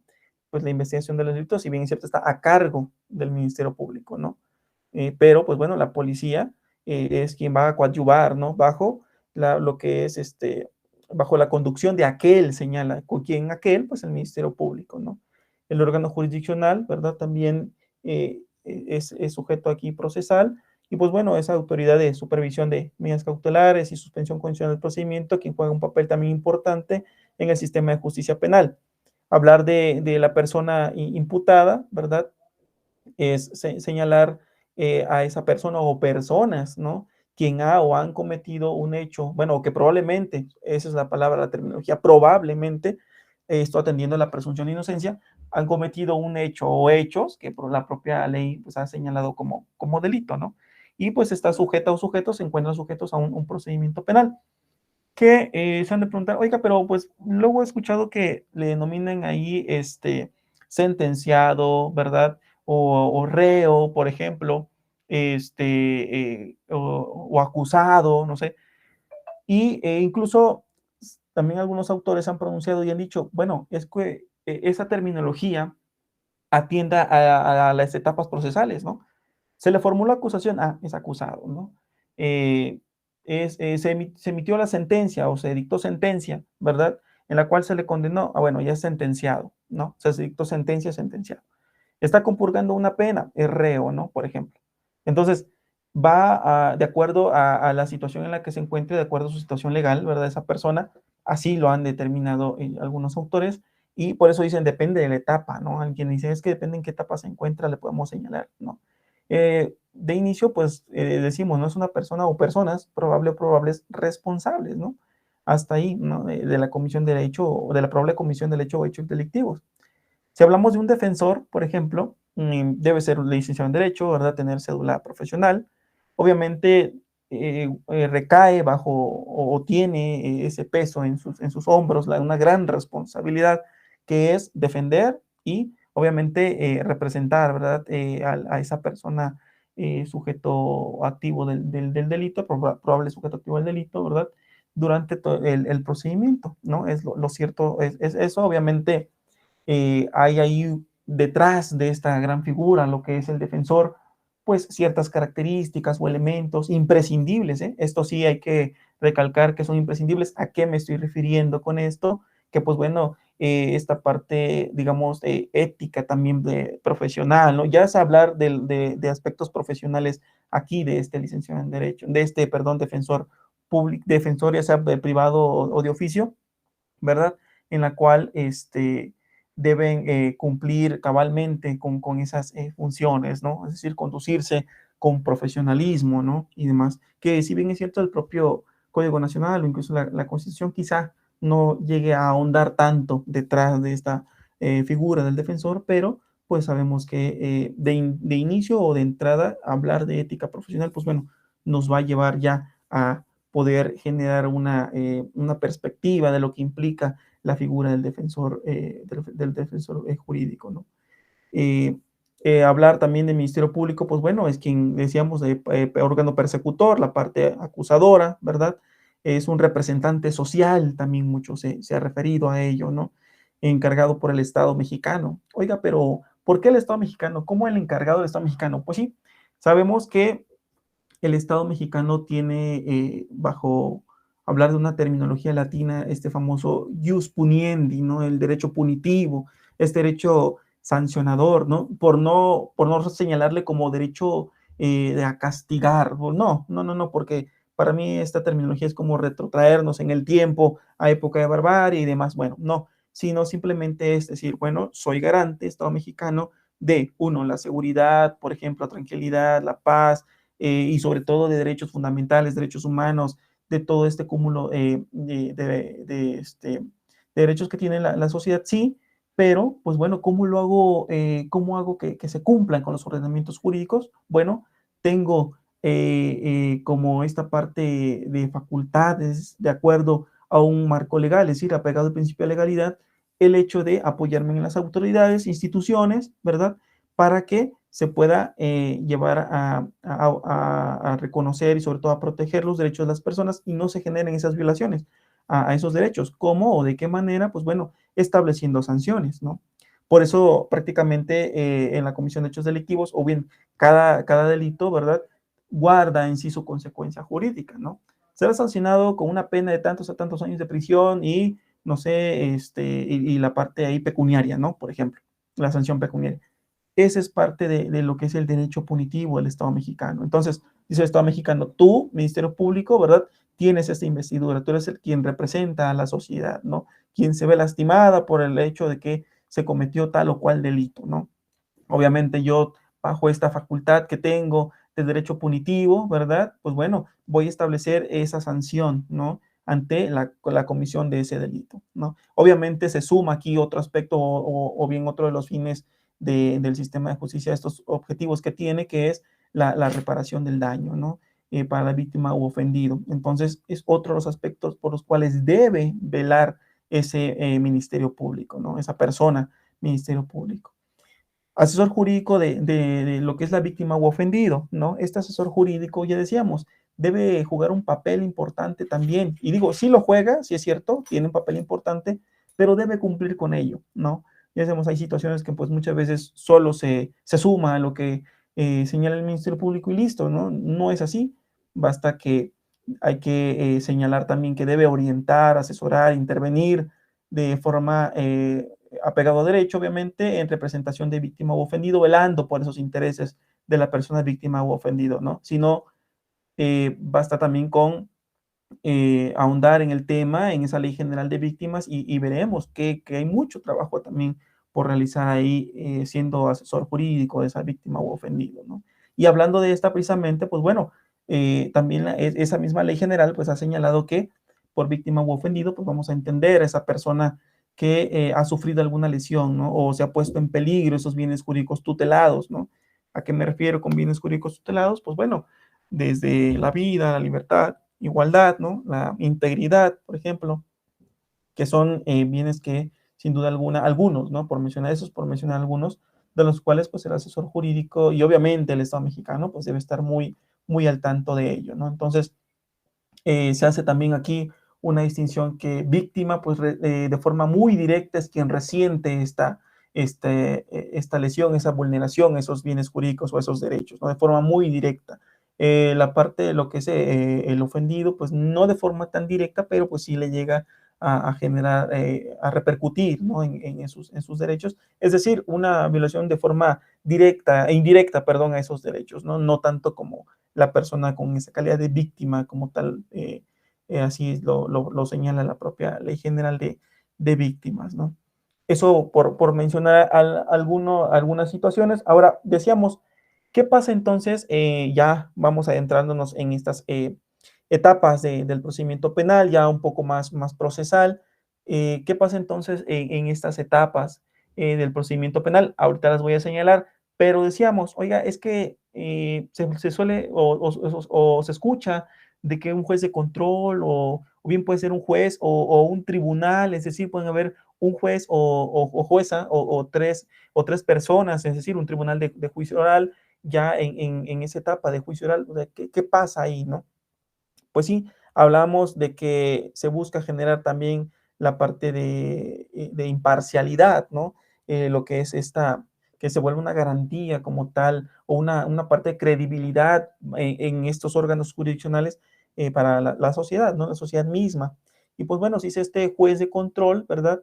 Si bien es cierto, interviene desde que inicia ese procedimiento hasta antes de que se inicie esa etapa, que ahorita vamos a ver la etapa de juicio o de juicio como tal, ¿no? La de juicio oral, y vigila la actuación del Ministerio Público y vela también por los derechos de las partes, ¿no? Cómo se conduce el Ministerio Público, también que los derechos de la persona o personas sujetos activos del delito, pues bueno, guarden se les respete esos derechos procesales, se atienda a los principios procesales que ya hemos visto y que, pues bueno, el juez de control es quien conoce de las primeras etapas, ¿no? Del procedimiento penal, ¿verdad? Y vamos a ver ahorita qué etapas son. El juez o tribunal de enjuiciamiento, ¿qué pasa ahí en esa etapa? Ya es la de juicio oral ahí. Va a conocer esa persona o bien tres personas, que es el tribunal de juicio oral, y va a analizar esos argumentos, a valorar las pruebas, va a llegar un momento en que obviamente va a dictar sentencia, ¿verdad? No conoce de antemano el asunto de inicio, ¿verdad? Sino que esto se busca con la finalidad, o se hace con la finalidad de que genere esta parte objetiva, ¿verdad? Que sea más objetivo, más imparcial, decíamos, en el conocimiento del juicio y sobre todo se busca que obviamente vaya a generar un buen resultado muy imparcial, ¿no? Un juez de ejecución de sanciones, pues bueno, su labor es vigilar el cumplimiento de las sanciones penales, ¿no? Ya una vez establecida la pena, es decir, las consecuencias de derecho, ya cuando se determinó la responsabilidad de esa persona o personas, pues bueno, y también va a vigilar por los derechos de las personas sentenciadas, es decir, no quiere decir este hecho de que porque se haya establecido la responsabilidad, esta persona o personas pues no tengan derechos que haya que tutelarles o que el propio Estado mexicano no está obligado a velar por ellos. No, también guardan hay derechos de esas personas sentenciadas, ¿no? Y también es importante señalar aquí otro aspecto que la persona probable responsable o el sujeto activo del delito es una persona que es un sujeto de derechos.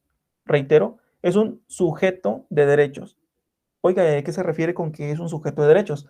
Bien, no por la situación de que quizá no haya cometido tal o cual delito, o bueno, se está teniendo como una persona probable responsable, esto signifique que llámese policías, llámese Ministerio Público, llámese juez de control o bien otra autoridad, tengan derecho a violentar o vulnerar o transgredir derechos humanos, derechos fundamentales de esa persona, ¿no? Eso no quiere decir que, pues bueno, fue una detención en flagrancia, ¿sabes qué? Pues yo siendo policía, pues como lo detuve en flagrancia, ¿para qué le hago conocimiento de sus derechos que le asisten, ¿no? Por encontrarse en detención, ¿para qué? ¿Para qué llevo a cabo el Registro Nacional de Detenciones, ¿no? O sea, al fin de cuentas, pues si yo lo vi que esa persona le arrebató la bolsa a la señora y se echó a correr y obviamente se le dio alcance, fue perseguido materialmente, no se le perdió de vista y pues bueno, se logró la detención, ¿no? Entonces ahí no te da la pauta o eso no te da el derecho de que, por ejemplo, no se le respeten sus derechos. A eso se está refiriendo cuando se dice que es un sujeto de derechos, ¿no? Entonces, no quiere decir que da pauta a que se vulneren sus derechos, a que, que estas autoridades o estos servidores públicos sean omisos en el cumplimiento o en el respeto a los derechos de esa persona o personas. Entonces, eso es un aspecto que también hay que tomar en cuenta, ¿no? Y que, pues, sin duda alguna va a generar que no se incurra también por parte de las autoridades en responsabilidades, ¿no? Porque no solamente por una acción, decíamos, los propios delitos también pueden llegar a cometerse por omisiones, ¿no? Y como servidor público, pues olvídense, ¿no? Con mucha mayor fuerza todavía va a tener ahí repercusiones de derecho, ¿no? Ahora, ya, ¿qué señala el propio Código Nacional de Procedimientos Penales con relación a estas etapas procesales? Pues bueno, en que esas etapas del procedimiento, lo señala así en su artículo 211, ¿verdad? Pues va a comprender la de investigación, ¿no? Que esta etapa de investigación va a contar con investigación inicial y se va a tener ahí una etapa también de investigación denominada complementaria, ¿no? ¿Por qué? Porque, bueno, se va a complementar justamente así, ¿no? En un tiempo que se determine en audiencia para el cierre ya de la investigación, ¿verdad? Y se dé paso a otra etapa, que es la intermedia, pero ahorita vamos a ello. Dentro de esta investigación inicial, pues bueno, se da pauta con la presentación de la denuncia, bien sea la querella. Ya aquí cabe distinguir o considero que ya hay por parte de todos nosotros, una distinción ya entre denuncia, querella y que va a concluir cuando el imputado queda a disposición de juez de control como tal y se le va a formular ya la imputación, ¿no? Y bueno, dentro de esto, pues se va a determinar un tiempo para la investigación complementaria que justamente se retoma de esta formulación de imputación, se parte de ahí y se va a agotar una vez que se cierre ya la investigación, ¿no? Por eso es la complementaria, porque ya está aquí, válgase la redundancia de la palabra, pues se va a complementar con ese tiempo, ¿no? Establecido para que se cierre ya esa investigación y genera o da paso a la etapa intermedia de preparación del juicio. ¿Qué pasa aquí en estas etapas o en estas audiencias que se ven a cabo? ¿Verdad? Que pues bueno, hay quienes señalan también que dentro de esta etapa del paso de la investigación, de la etapa de ya una vez cerrada la investigación y que se pasa a la etapa intermedia, hay quienes se pronuncian y dicen, es que esta es una especie o una etapa de un filtro, ¿no? Prácticamente de un filtro aquí en esta intermedia. ¿Por qué? Dice, se retoma la parte desde que se formula, comprende desde la formulación de acusación hasta el auto de apertura a juicio y todo lo que pasa ahí prácticamente es depurar, dice, por eso es una especie de filtro, porque obviamente si se ofrecen o se ofertan esos medios probatorios, esos elementos probatorios, algunos se van a desechar, ¿verdad? O no se van a tener no se van a admitir y además, esta prácticamente es la etapa de filtro, ¿no? Por eso es o de preparación del juicio o que va a la etapa de juicio, ¿no? Porque precisamente en esta etapa es donde se van a dejar de lado, ¿no? Estos ya los que van a pasar como tal, como que van a pasar al desfile probatorio ya en una etapa de juicio, pues bueno, aquí en esta etapa intermedia es que una vez se formule acusación y en ese auto de apertura del juicio, es decir, aquí también va a culminar la labor del juez de control, ¿verdad? La actividad jurisdiccional de este órgano, del juez de control, y prácticamente le cede la estafeta ya al juez o bien a un tribunal de juicio oral, ¿verdad? ¿Qué significa esto? Que con ese auto de apertura prácticamente lo retoma ya el juez o tribunal de juicio oral y a partir de ahí toma conocimiento, ¿no? ¿Qué puede suceder ahí en esta etapa intermedio o preparación de juicio? Que pues bueno, decíamos, se van a ofertar estos medios preparatorios, estos medios probatorios, ¿verdad? Estos elementos de prueba y demás, pero obviamente van a admitirse algunos, los que van a pasar a ser desahogados en la etapa de juicio, ¿verdad? También aquí puede ser que las partes tengan por desahogados algunos de ellos, ¿verdad? Es decir, bueno, pues si se tiene, por ejemplo, se me ocurre pensar que podrá un acta de función, por ejemplo, ¿no?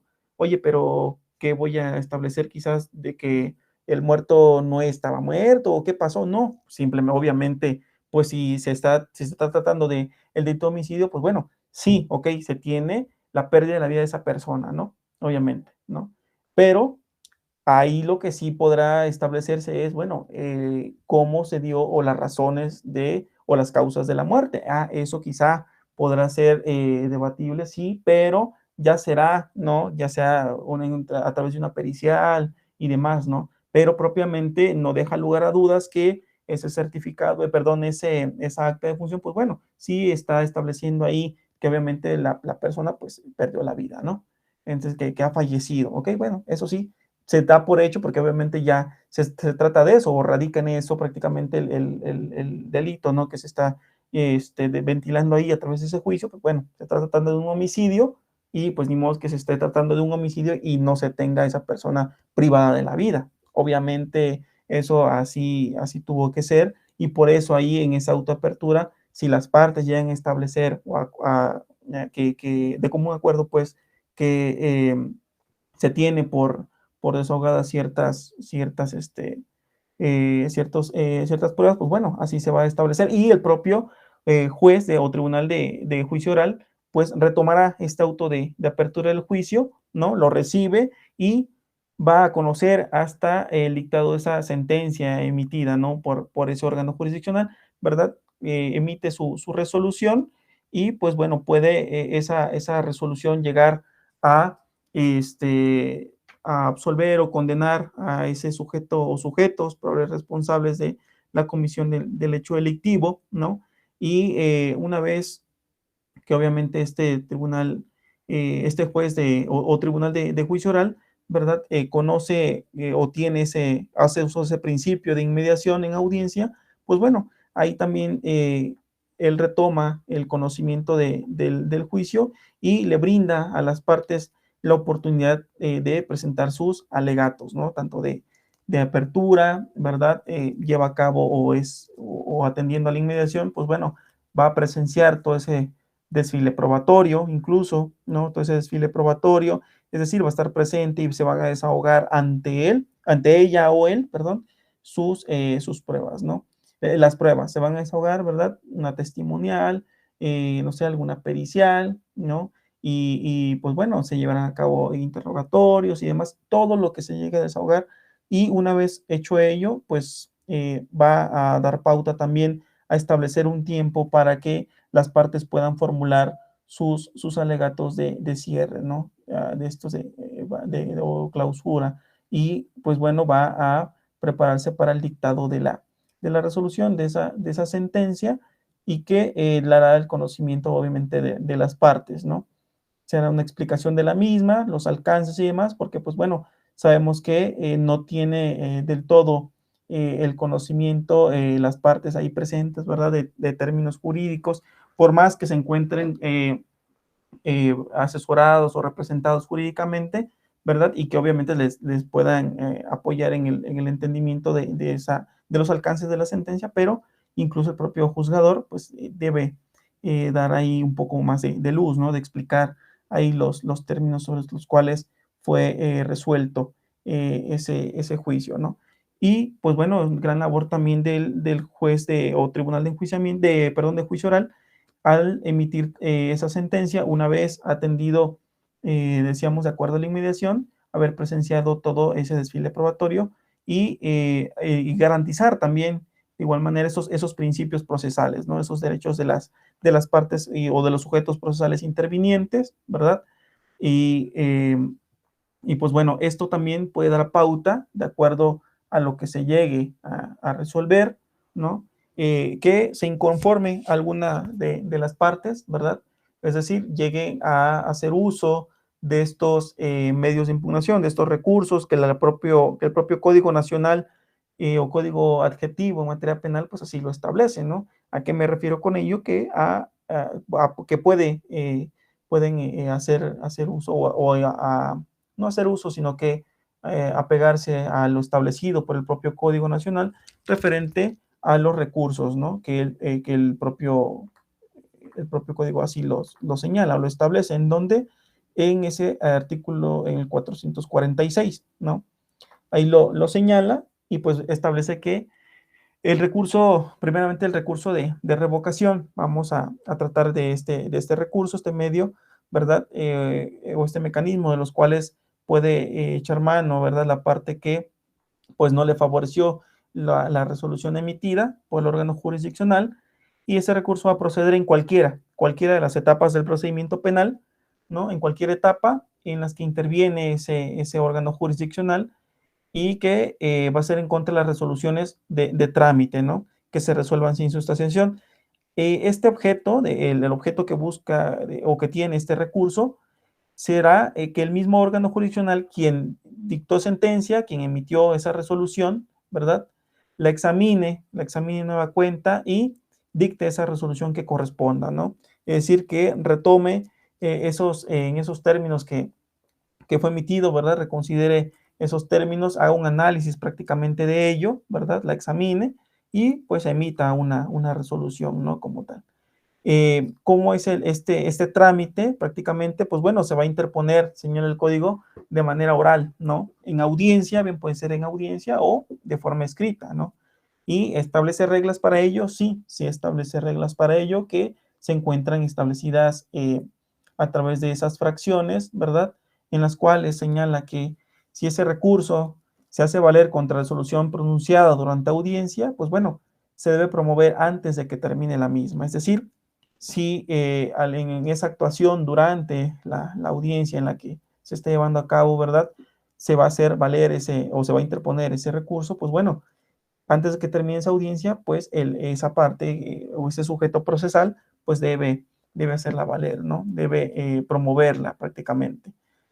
¿Cómo es su tramitación? Pues bueno, puede ser de forma verbal, debe ser inmediata, porque recordemos que es antes de que culmine esa audiencia, y de igual manera, así ese órgano jurisdiccional se tendrá que pronunciar, es decir, tendrá que emitir ese fallo, ¿no?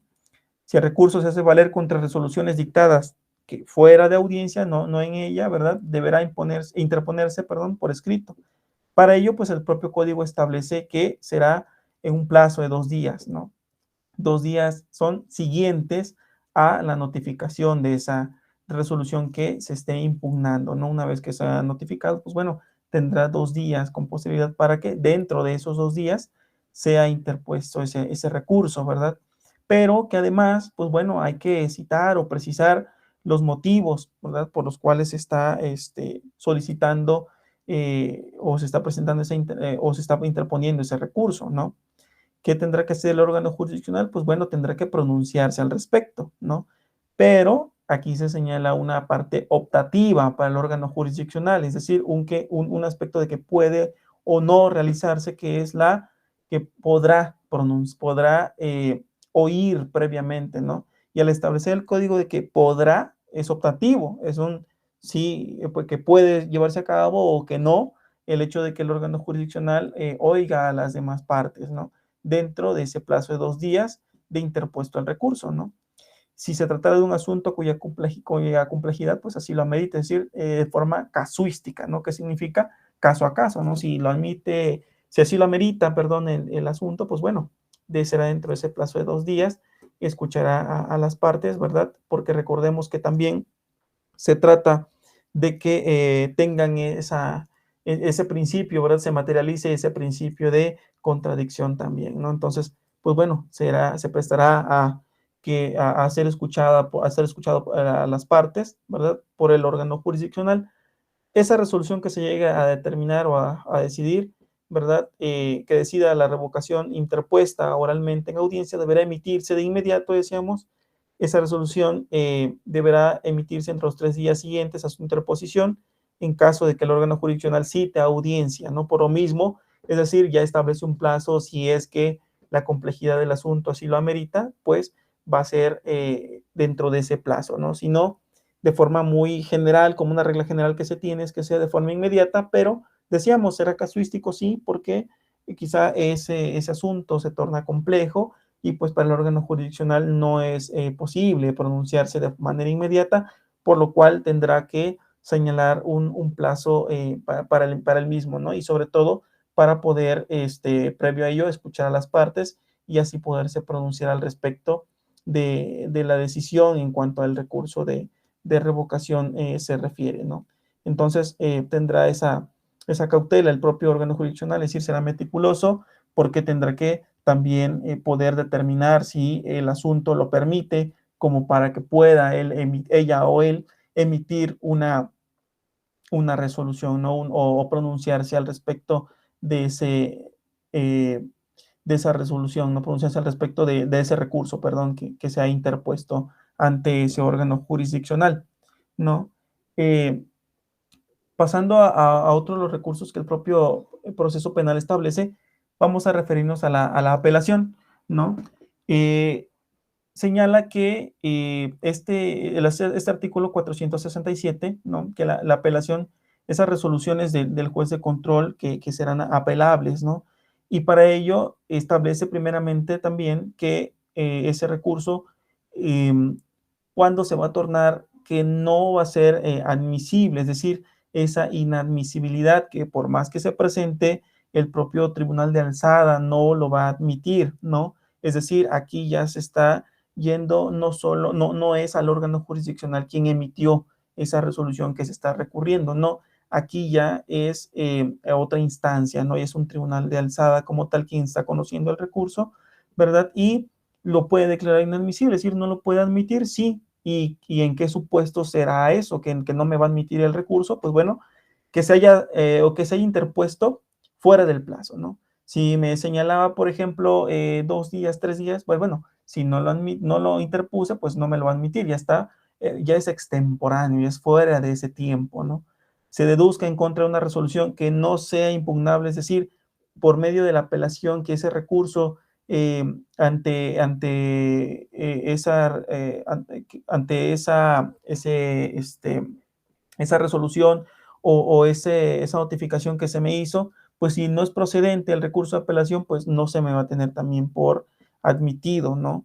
Si esa persona quien lo interpone no está legitimada para ello, también no va a considerarse admisible ese recurso, ¿no? El escrito de interposición, si no tiene fundamentos de agravio, ¿no? O de peticiones en concreto, es muy parco, muy vago en su contenido, que no establece el fundamento legal del que estoy interponiendo ese recurso de apelación, ni mucho menos cuenta con fundamentos de agravio, pues bueno, no se me tendrá por admitido también, ¿no? En sí, por ejemplo, el propio artículo 471, pues bueno, va a establecer como tal el trámite que se dará a la apelación, y aquí sí me voy a permitir poder referir o proyectar lo que establece este Código Nacional de Procedimientos Penales en este artículo 471. Para ello, permítanme, les voy a proyectar para que vayamos adentrándonos en el conocimiento de este artículo, ¿no? Respecto a este recurso. Para ello señalábamos que este propio 471 que me viene a establecer, pues decíamos, el trámite de la apelación, ¿no? ¿Cómo se hace este trámite de este recurso de apelación como tal? Pues bueno, este trámite se va a establecer contra las resoluciones del juez de control, se interpondrá por escrito ante ese juez que dicta resolución, ¿verdad? Dentro de los 3 días contados, a partir de aquel el que surte efectos la notificación, ¿no? Si se trata de un auto o cualquier otra providencia, y 5 días si se trata de sentencia definitiva. Como vemos esto reflejado a lo que decíamos de el tema de lo que es la inadmisibilidad, pues bueno, será inadmisible si teniendo esos 3 días por un lado y 5 si se trata de sentencia definitiva y no interpuse mi recurso, pues no va a ser admisible, ¿verdad? Ya el tiempo prácticamente para presentarlo, para interponerlo, pues ya se pasó, ¿no? Entonces ya es inadmisible, no me lo pueden admitir porque pues ya es extemporáneo, ya está fuera de tiempo, ¿no? El tiempo establecido por el propio Código Nacional de Procedimientos Penales. A ver, permítame, voy a compartirles mejor voy a dejar de presentar un poco y voy a proyectarles mejor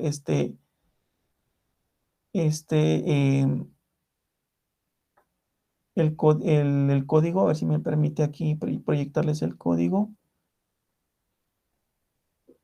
A ver.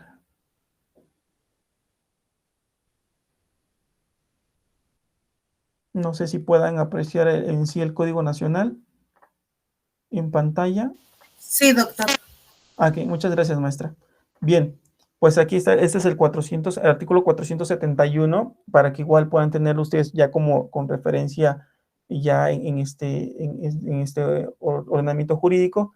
Y pues bueno, también lo que precisa el propio Código Nacional es en los casos de apelación, ¿verdad?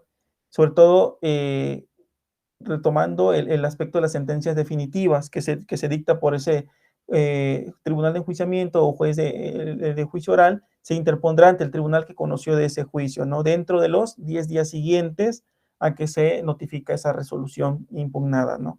Y hay que establecer, eso no debe pasarse por alto, el que se establezca un escrito en donde se precisemos además qué disposiciones fueron, nos fueron violadas, ¿no?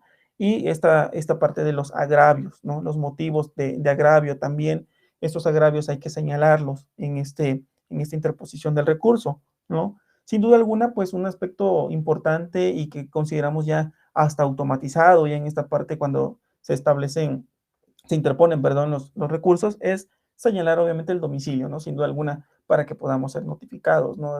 Recibir o oír notificaciones, ¿no? En caso de que el tribunal sea competente para conocer de la apelación, si tiene esa sede en un lugar distinto, pues al proceso, pues las partes deberán fijar un nuevo domicilio en la jurisdicción de donde se encuentre el tribunal la autoridad que conozca de ese recurso, para que obviamente se nos pueda notificar, ¿no? Entonces, y no se pierda esta parte de que no conozcamos lo que la propia autoridad ha determinado al respecto, ¿no?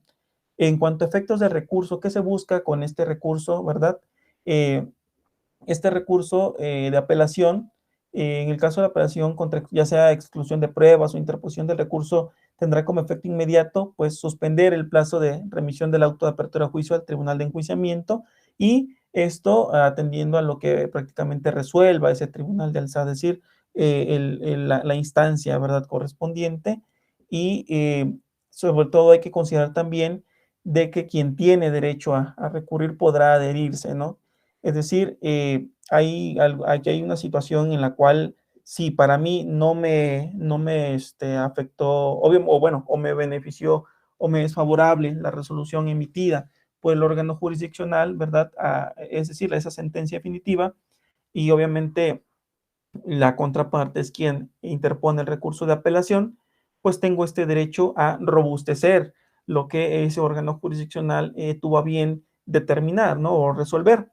Es decir, que si bien es cierto, me favorece, no voy todavía sobre que me favorezca a interponer apelación, sino que lo que voy a hacer es adherirme, ¿no? Adherirme a lo resuelto por esa autoridad jurisdiccional, ese órgano jurisdiccional, y debo también, podré formular agravios, así lo señala ese artículo 473.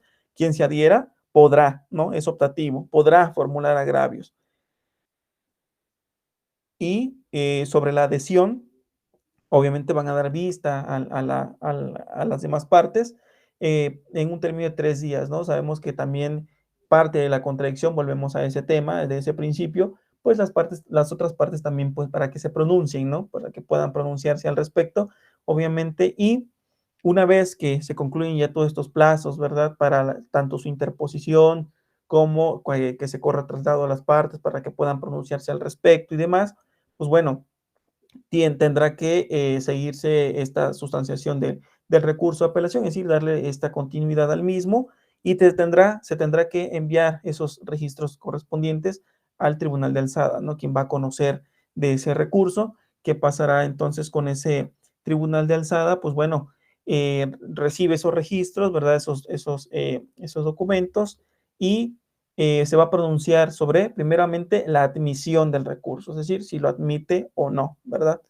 Entonces, si al interponer ese recurso, bien sea al interponerlo o adhiriéndose al mismo, ¿verdad? Algunos de los interesados manifiesta su escrito, su deseo de exponer de forma oral esos alegatos aclaratorios respecto a los agravios, o bien, si ese tribunal de alzada lo estima pertinente, decretará lugar y fecha para la celebración de la audiencia, ¿no?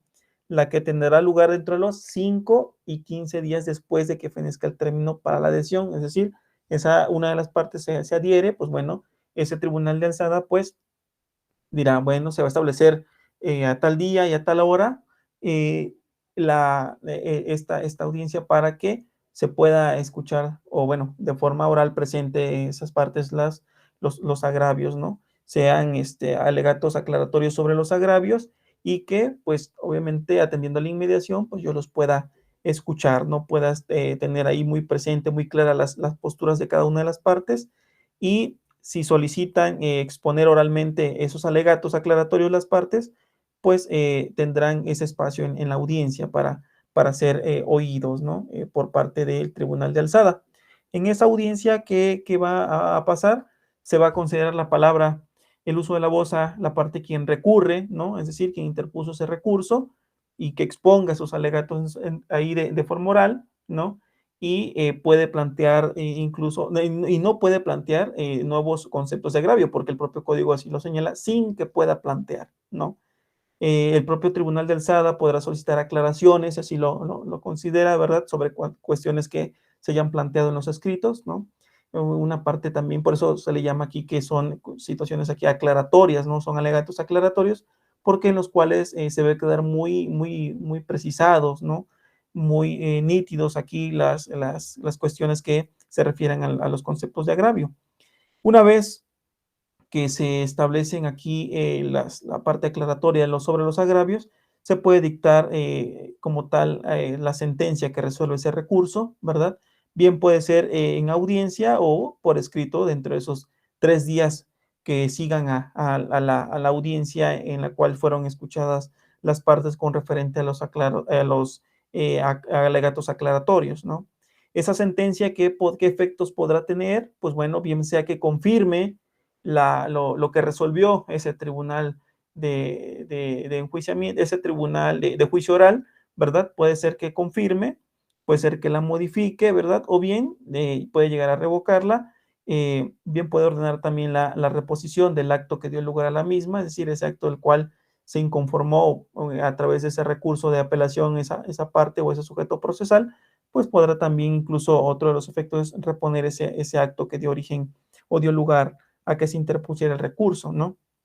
Eh, Cuando el recurso de apelación se interponga por violaciones que se tornen o que se califiquen de graves a ese debido proceso, que va a tener por finalidad, pues, examinar que esa sentencia se haya emitido sobre un proceso sin violaciones a derecho de las partes y determinar, cuando resulte necesario, pues, la reposición de actos procesales. Esto porque, pues, muchas veces en audiencia se dan también el tema de violaciones a derechos fundamentales, ¿no? Y sin duda alguna lo que se busca es que se repongan esos actos procesales, obviamente se retrotraiga a que se vuelvan a plantear esos actos y ya no se vulneren, obviamente, los derechos fundamentales, ¿no?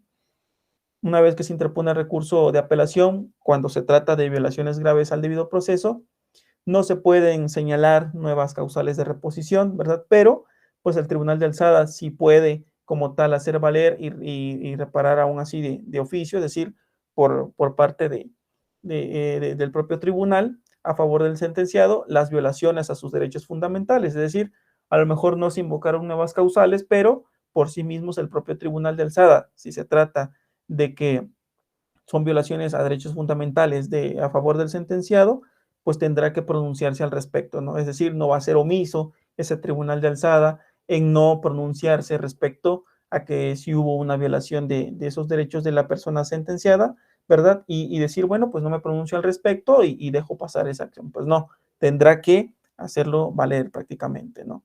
Entonces, ahí menciona en el artículo, bueno, no es que mencione, prevé el propio Código Nacional ciertas causas en las cuales puede dar lugar a que se reponga el procedimiento en ese artículo 482 y pues bueno, de forma ahí establecida, de forma muy puntual, a través de esas fracciones, ¿verdad? Señala ahí algunas causas, ¿verdad? Por las cuales puede dar pauta que el propio procedimiento se pueda reponer, ¿no? Por mencionar alguna de ellas, ¿no? Cuando no se desahoguen las pruebas que fueron admitidas legalmente, imagínense, admiten las pruebas de acuerdo conforme a derecho, ¿verdad? Conforme a la ley y no se desahogan, ¿no? O si se desahogan, pero no de acuerdo al marco legal, es decir, de acuerdo al principio de legalidad, no es conforme a lo que establece el propio Código Nacional, también esto hará pauta a reposición del procedimiento, ¿no? Señala también cuando se hubiera violado el derecho de defensa adecuada, ¿no? También, ya decíamos, no se debe dejar en estado de indefensión a ese sujeto o sujetos activos del delito o probables responsables, ¿no? Sino que de antemano se le busca que cuente con esa defensa, ¿no? Y pues obviamente no se debe violar ese derecho a la misma, es decir, a la defensa. Que en juicio oral se hubieran violado disposiciones que el propio código establece acerca de los principios que rigen el sistema de justicia, también, ¿no? Dará pauta a reposición del procedimiento, llámese a la publicidad, oralidad, ¿no? Al tema de derechos de las partes también, que sea una vulneración, de igual manera, ¿no? Y sin duda alguna, uno de los aspectos fundamentales es estos derechos que la propia Constitución Federal, incluso algunos instrumentos internacionales o leyes que emanen de la propia Constitución, que se precisen ahí derechos tanto fundamentales, derechos humanos, y se tornen violentados o vulnerados, pues dará pauta, ¿no? Sin duda alguna, a una reposición, ¿no? Entonces, esto es lo que viene a establecer, sobre todo, el tema del recurso de apelación y si bien es cierto, también señala que la reposición total de la audiencia de juicio debe realizarse íntegramente ante un tribunal de enjuiciamiento a uno distinto, ¿no? Si se trata de una reposición, pero que sea parcial, no es total de la audiencia de juicio, pues bueno, el tribunal del SAA determinará si es posible su realización, bien sea ante ese mismo órgano jurisdiccional o si va a ser ante diverso órgano, ¿no? Tomando en cuenta, obviamente, esos principios, ¿no? Que se refiere a la inmediación y a la objetividad que todo órgano jurisdiccional debe tener. ¿A qué se refiere? Que prácticamente de fe y legalidad, ¿no? De ello, es decir, que esté presente, decíamos, en cuanto a la inmediación, que esté presente ese órgano jurisdiccional, pero que también a su vez sea objetivo, es decir, que no da pauta, uno, a la subjetividad y dos, a un tema de parcialidad, sino por el contrario, debe ser absolutamente objetivo y por consiguiente debe ser imparcial, ¿no?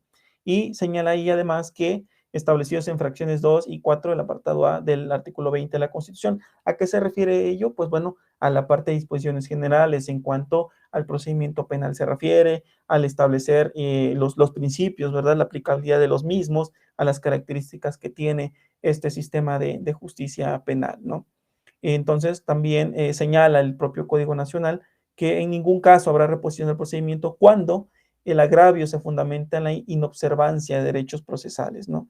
Que vulneren derechos fundamentales o bien que no trascienden en la sentencia, es decir, no impactan en la sentencia, pues bueno, no dará pauta a que se reponga ese procedimiento, pero como vemos, existe estos mecanismos existen establecidos o se encuentran establecidos o previstos en el Código Nacional como parte de la defensa, ¿no? De estos derechos procesales, incluso de estos principios procesales que deben regir en todo procedimiento, obviamente, y de los que los órganos jurisdiccionales tendrán a bien poder, uno, reconocerlos, garantizar, tutelar y, sobre todo, pues hacerlos valer, ¿no? No solamente el hecho de que se encuentren contenidos, ¿verdad?, en una disposición como lo es el Código Nacional de Procedimientos Penales y que no se tenga una materialización de los mismos, ¿no? Sino que por consiguiente, pues deben guardar siempre y en todo momento, pues un reconocimiento y sobre todo que se lleven a cabo, ¿no? Entonces, es también de suma importancia conocer, si me lo permiten, ya los minutos o el tiempo que nos resta, hacerles mención. Vamos a regresar un poco a los aspectos de este artículo 20 constitucional, que lo considero yo como punto de partida, ¿no? Respecto al tema tanto de audiencias como lo que en sí nos referíamos conforme a la reforma constitucional. ¿Por qué me regreso un poco a este apartado más bien al contenido del artículo 20 constitucional? Porque más allá de establecer primeramente en este apartado A de la Constitución Federal de tanto características y principios que ya abordamos, es importante también señalar muy puntual en ese artículo, el apartado B y C. B, en el apartado B, por lo que respecta a derechos de esa persona, de derechos que existen en las personas en detención o derechos de esa persona imputada. ¿Por qué?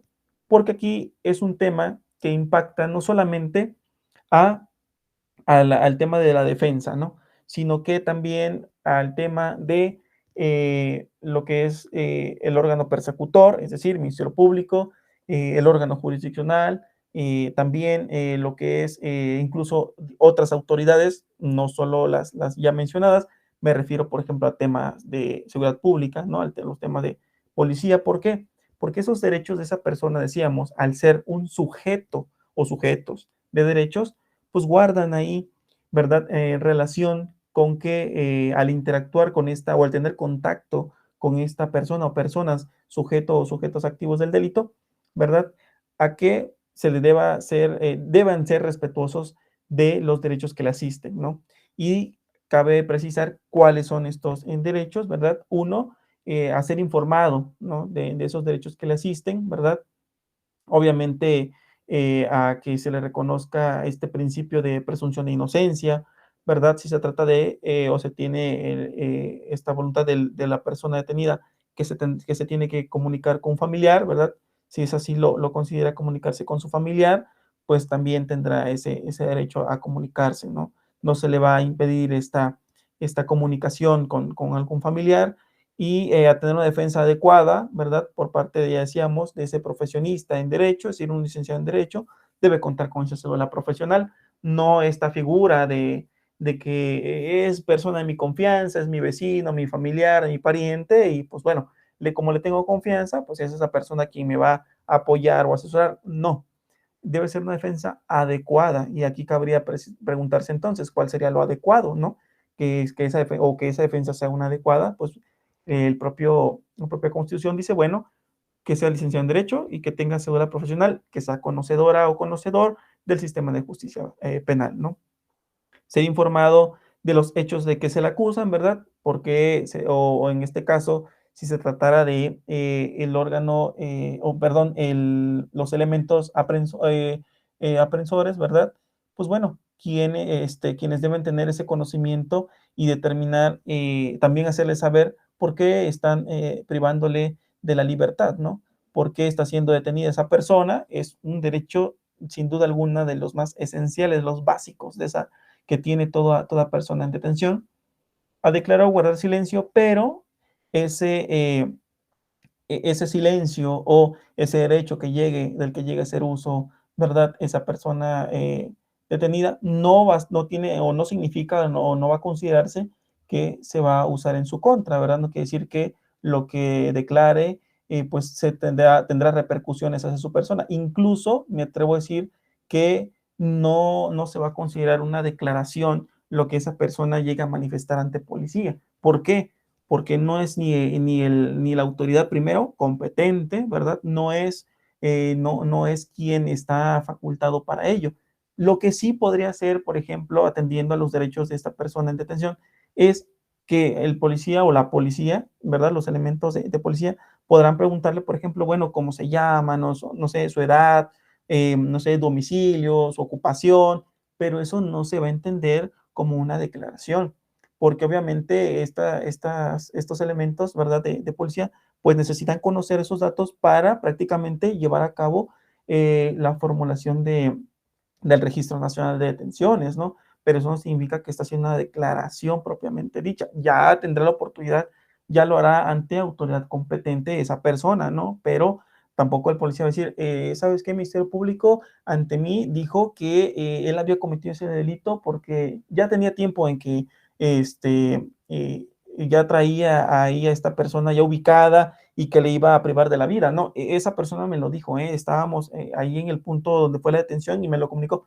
Digo, no debe ser de forma así esa situación, no, sino que obviamente no también es una manera de también vulnerar esos derechos de las personas.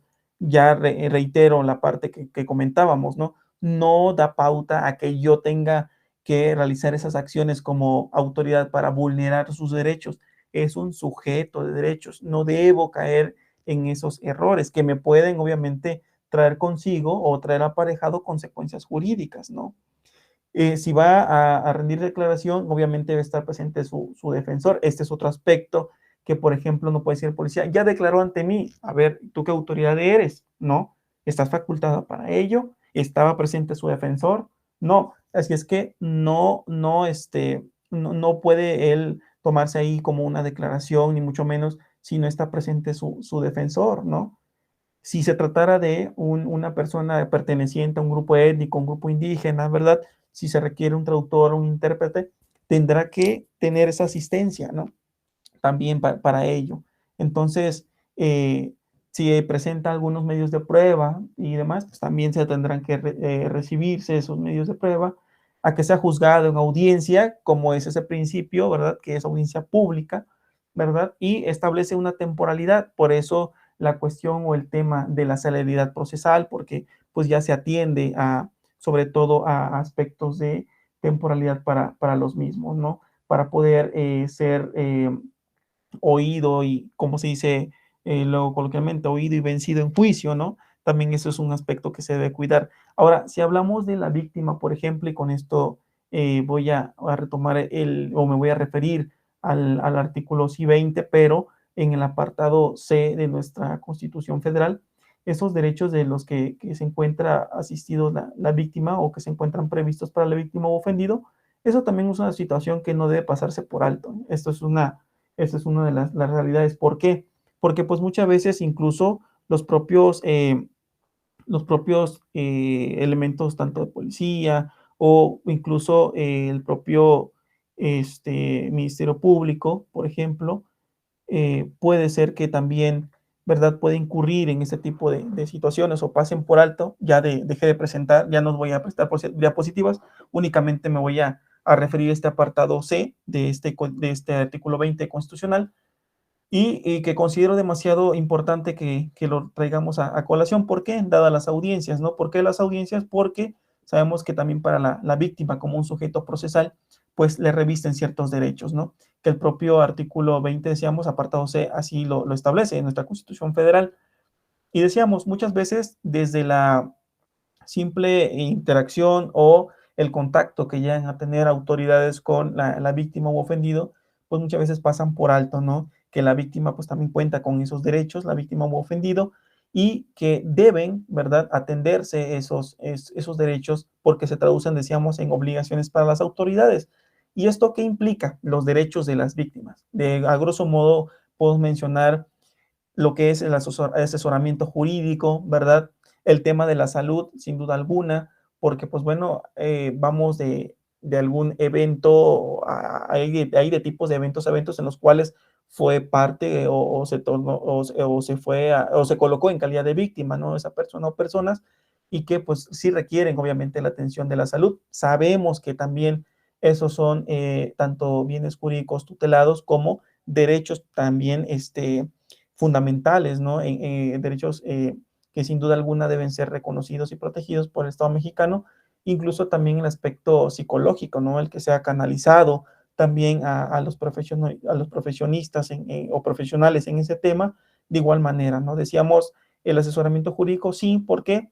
Porque se le debe brindar claridad, sobre todo en el procedimiento a seguir, ¿no? ¿Qué es lo que continúa, ante qué autoridad puede acudir o qué es lo que se va a llevar a cabo ante esa autoridad, ante todo velando por sus propios intereses de la víctima o ofendido, y que pues bueno, y que no quede desprotegido también incluso estando presente en audiencia, porque pues la realidad es que también va a contar con ese asesor jurídico, ¿verdad? Para que precisamente no se quede indefensa o indefenso, como lo es también para la persona probable responsable, y que aquí es donde también es un punto muy importante, muy crucial en el sistema de justicia penal, porque es donde marca esta claridad para la sociedad misma, el hecho de decir, no estoy yo, sistema de justicia, eh, inclinándome o favoreciendo, ¿verdad?, a la persona sujeta activa al delito o al probable responsable. No, estoy siendo un tanto en igualdad de las partes. ¿Por qué? Porque prácticamente a raíz también de la reforma constitucional de 2008, estoy señalando en estos apartados, ¿verdad?, derechos que asisten a estos sujetos procesales. En ningún momento estoy siendo muy,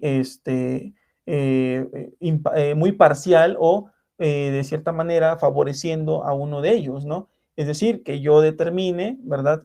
Constitución Federal, únicamente derechos para la persona detenida, ¿no? O únicamente derechos para la víctima o ofendido, sino que primeramente te estoy estableciendo en el apartado A las disposiciones generales, es decir, estas reglas, ¿verdad?, las cuales nos van a servir para el desarrollo tanto de las audiencias como para el reconocimiento, obviamente, de los derechos de estas partes, así como de forma ya muy en específico, los derechos que le asisten a las mismas, ¿no?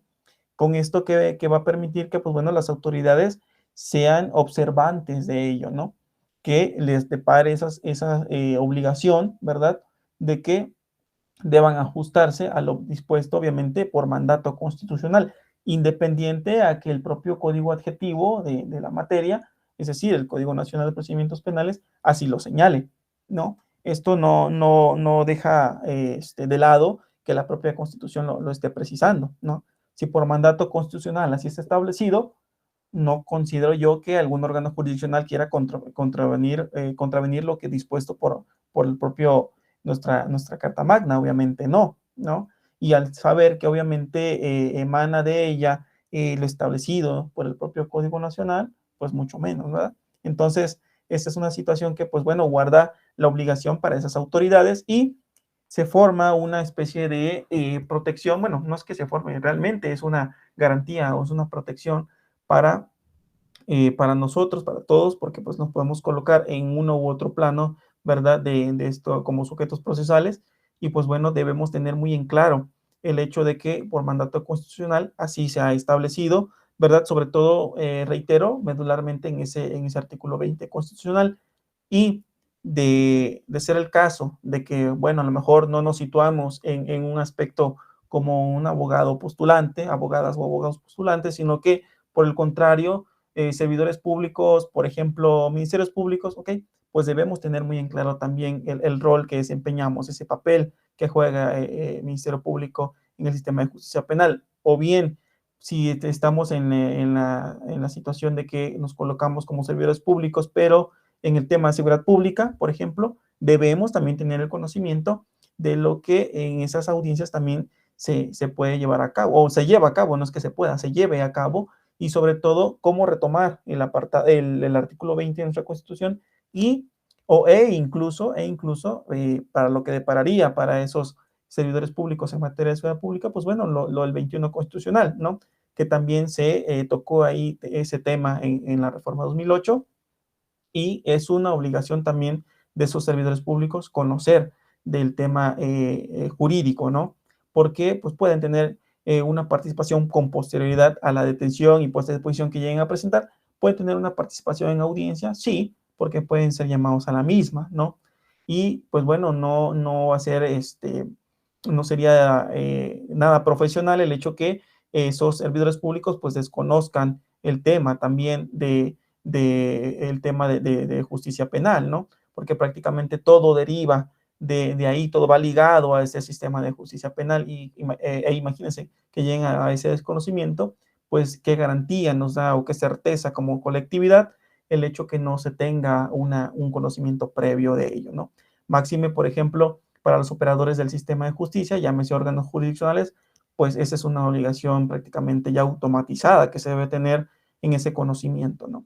Y pues bueno, cierro con ello prácticamente con resaltar esa importancia en el conocimiento del desarrollo de esas audiencias y sobre todo en los principios que deben ser reconocidos en todo momento por las autoridades y sobre todo también por quienes se encuentren en calidad de sujetos procesales.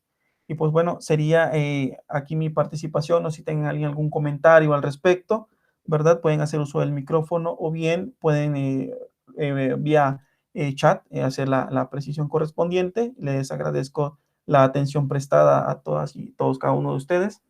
No sé,